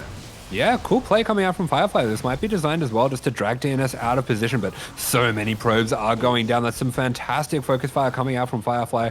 Only loses 1 Adept for 6 probes, and that is absolutely not the route of attack that DNS was expecting. And I love that! I was about to say I love this because we did see Firefly setting up to intercept that hallucination, but no, the hallucination does survive. With that, DNS can try to get an eye on what is going on. He's actually just following that Prism instead, trying to get a read on this, but we commit to the Shade.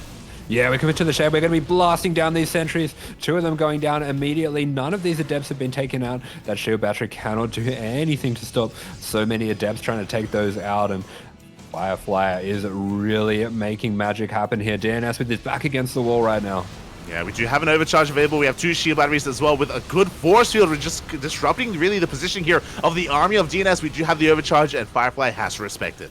Yeah, the DPS of the mass adepts is insane. That was a good force field, but a very slick pickup from Firefly. He's just going to wait out that shield battery overcharge, continue to add in adepts, and DNS's army is really not getting that much stronger very quickly. It really is. As the overcharges run out, we dive on top of the army. The Immortal will go down, and it looks like Firefly just has a little bit too much. Very hot pickup. We barely do save that Immortal as well. Yeah, that Prism is on very low health. I wonder if DNS could have just eked his way forward and taken that out, but no, it looks like Firefly, he has done enough. These adepts are just too much to handle. GG is called. Firefly. GG, well played. Firefly does fight back here in the revive match, does take a lead in this best of 2, but DNS still has a chance to bring it all back.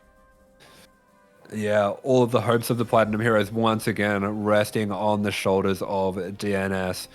If they want to continue in this competition, he has to win the next game and the game after that as well, or at least the Platinum Heroes have to win the game after that. There's a lot on the line now. They have no lives remaining. No lives are left. Again, a really interesting execution of the all-in, by the way, by Firefly to go for adepts initially instead. We saw that DNS was completely unprepared. He was expecting a frontal assault. He was getting ready for a push at his natural. Little did he expect adepts in the main base pulling him out of position. A bit of a 1-2 punch there by Firefly, catching his opponent off guard. I don't expect to see that again in this best of 2, but like a great way to get a cheeky win to kick things off.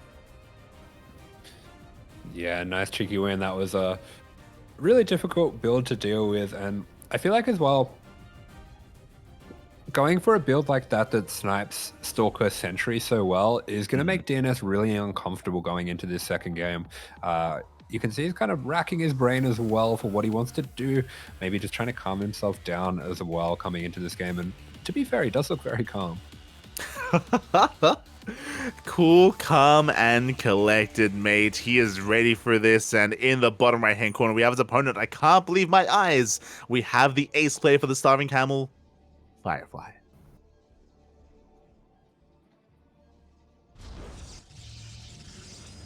And in the top left-hand corner of the map, it is the ace for the Platinum Heroes. Can he keep them in this competition? This is a DNS.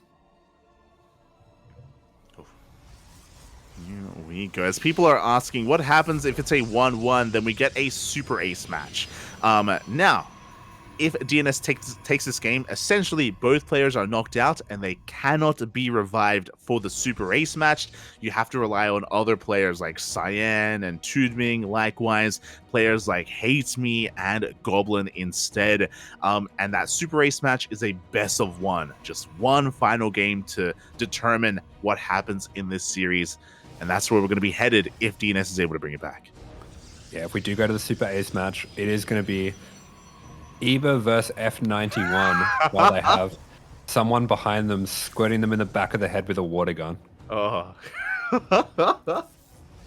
And Eva, he's going to play Terran. Yeah, Eva's going to play Terran. And F91 has to play with one hand. Eva. Shaking my head. Them's the rules. As Firefly, I love this so much. He is kind of playing these two builds off of each other and going for a very greedy gate expand for this game with no wall. So he is just really just egging DNS on. He's saying to DNS, if you want to sit back, if you want to be the defensive player, I'm giving you no option. You're either going to be way behind or you're going to all in when I expect it. Firefly is crazy. Right now, he's basically doing his best Max Pax impression. He's like, hey, I'm going to have an economic lead.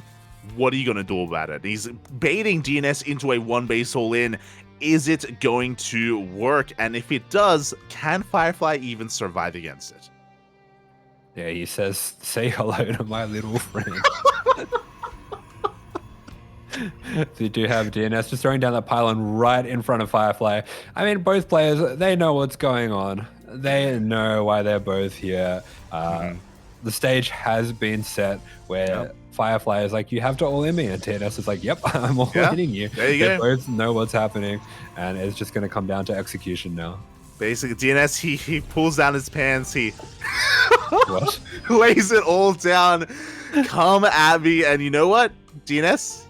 He takes it off as well. Mate, we're getting down, we're getting dirty, we're getting rowdy here as he's going for his one base all in. Firefly does see this ahead of time. He's fully aware of what's going on. So I'm picturing this. It's the classic train station situation. You go up to the PSO, the officer at the train station, and you pull down your pants, and you're expecting him to arrest you, but then the police officer, he pulls down his pants as well. Oh god. What's happening? What is happening? Vixen shows up. That's what happens. Here we go. The Stalkers are going to be already kicking things off already here, but DNS is going to be forced back. Shield battery is done. Overcharge is available for Firefly. And Firefly, interesting, he doesn't go for a defensive robo. He's going for a Stargate instead. Yeah, these are scary moments for DNS here. He is completely all in, and every little bit of momentum that he can get in these first few early interactions matters. You could see he brought his probe along to try to get an extra hit on the Stalkers, but wow, Firefly is pushing him back already. Every single hit, every bit of hull damage on these Stalkers matters so much. It really does, and we trade 1 for 1. Both players will be losing one of those Stalkers. The Immortal has arrived. Firefly's on the back foot. Interesting, I assumed we were going to be going for Void Ray production, but no, we're going for Phoenixes instead.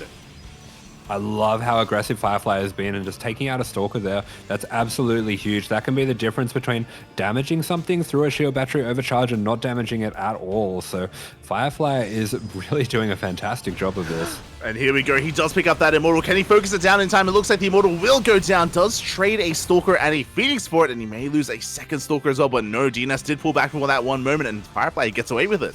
Yeah, this is not enough. DNS knows it's not enough as well. He is throwing down a Robo Bay. That is kind of a bit of an admission of being in a rough spot. Actually, I think he might have cancelled the Robo Bay. Yeah. He had it on the way that he did cancel it in the end. He thought better of it. DNS a little bit indecisive. The pressure is on. He needs to make this work. He needs to break Firefly.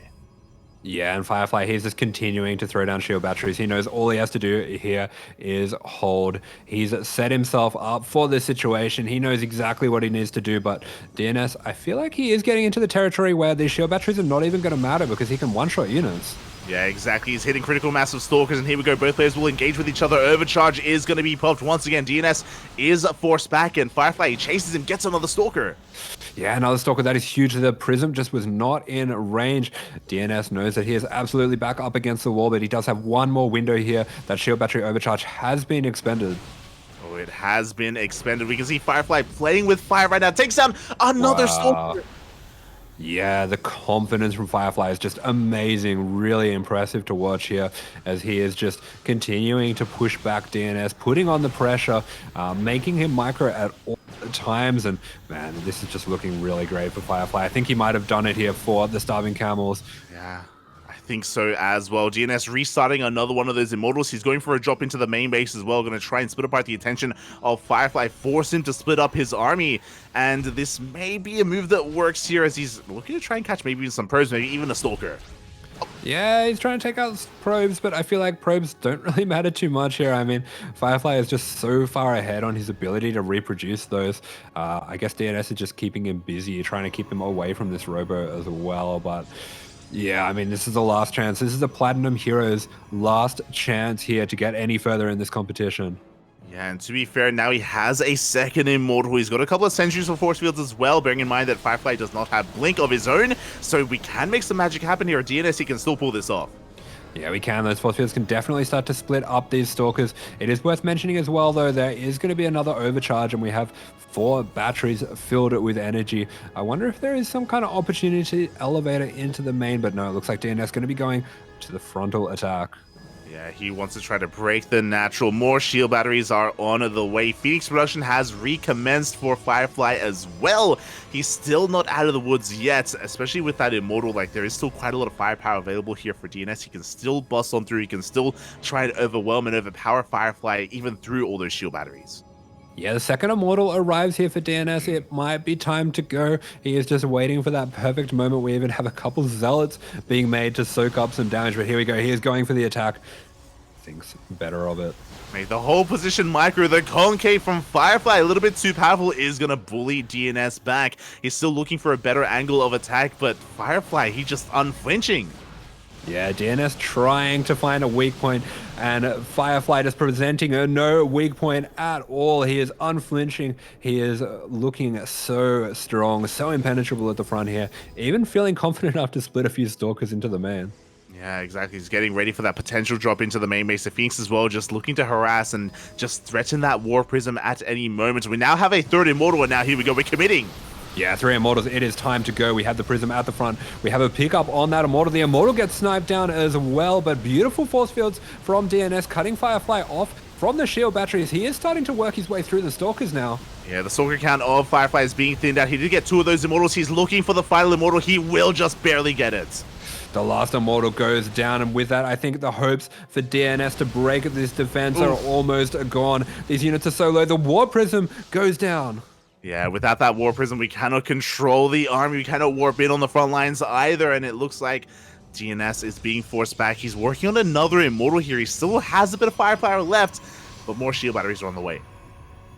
Yeah, more shield batteries are on the way. Firefly knows he is on the home straight now. He has just about done it for his team. He just needs to concentrate for one last moment here to clutch it out. He really does. He's waiting for more reinforcements. As you were mentioning earlier, Firefly, his Stalker count has been thinned out. He's still not quite secure here at his natural. Not quite yet, as DNS, he can still push through. He does come in with 2 more Immortals.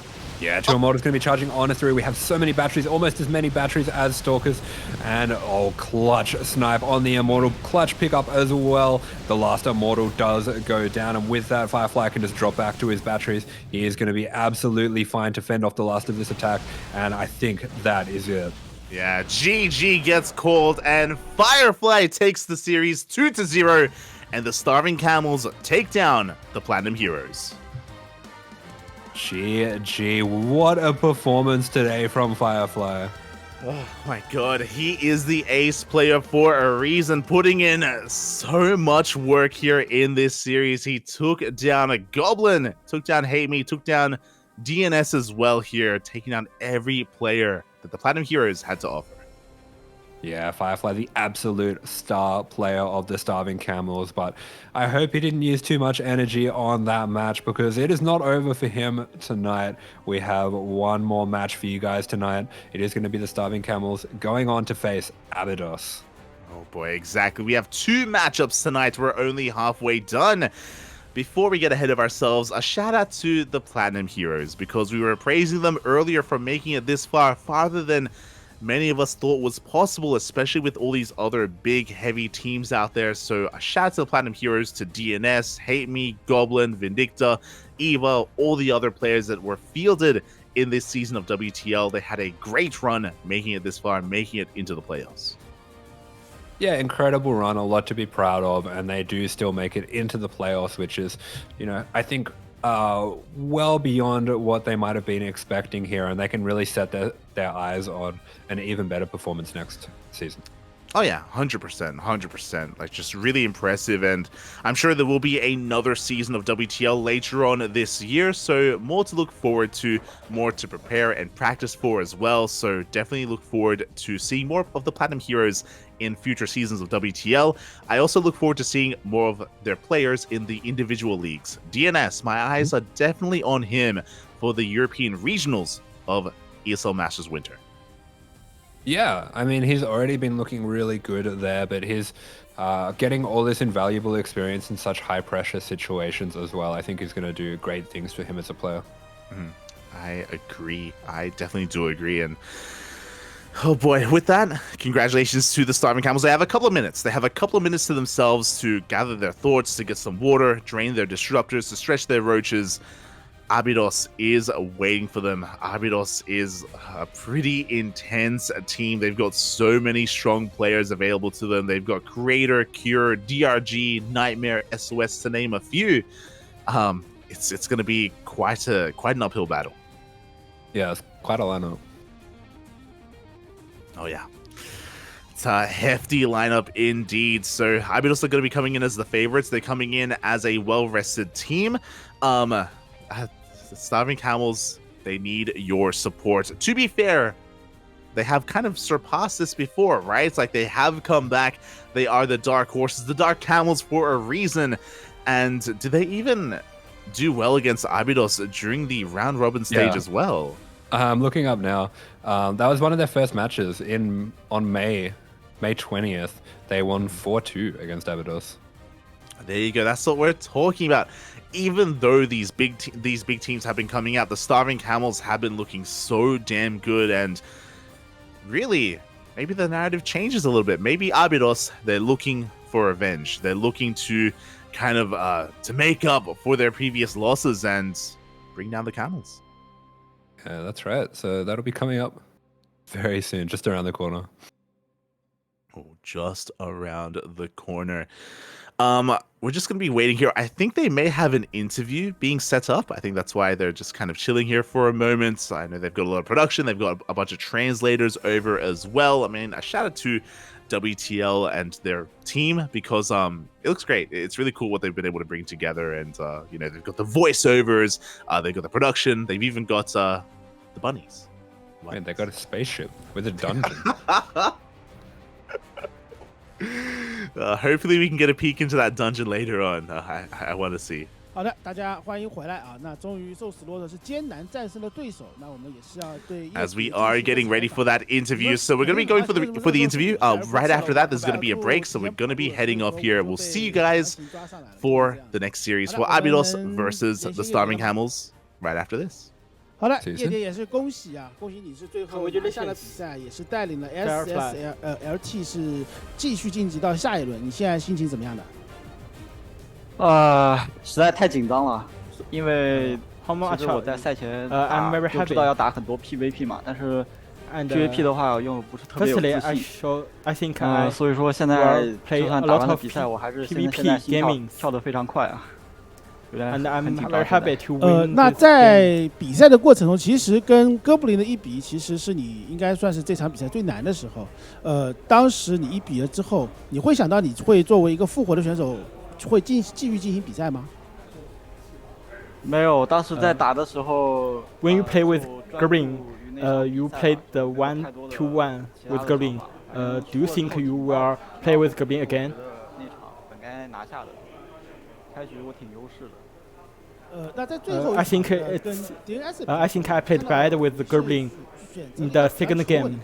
I think I can win in the second game. 看到了对手的这个野的建筑之后，你心里面是不是感觉这盘已经稳了呢？我看到他没有干扰我2比4的时候，我就觉得已经赢了。然后后面就是只要把局面稳住就可以了。这个战术还是比较厉害的。我之前跟碳基也经常在练这个战术。那也是恭喜你们。那 When 下 I 一场 find 就要对 he 阵 didn't PS 那你们的现在 use 对 CC 于 first, ABS 的话，你 I think 们是否觉得自己有胜算， I can 或者是 win. 觉得自己有几成的把握？反正我觉得我都能打吧，我觉得都能打。我不知道碳基和明皇他们是怎么想的，反正我觉得我都能打。好的，也是感谢叶迪啊，也是希望瘦死骆驼能够继续的晋级下去。Thank you. 好了，那我们稍事休息，我们过一会儿会给大家带来瘦死骆驼队和 ABS 的比赛，大家稍事等待。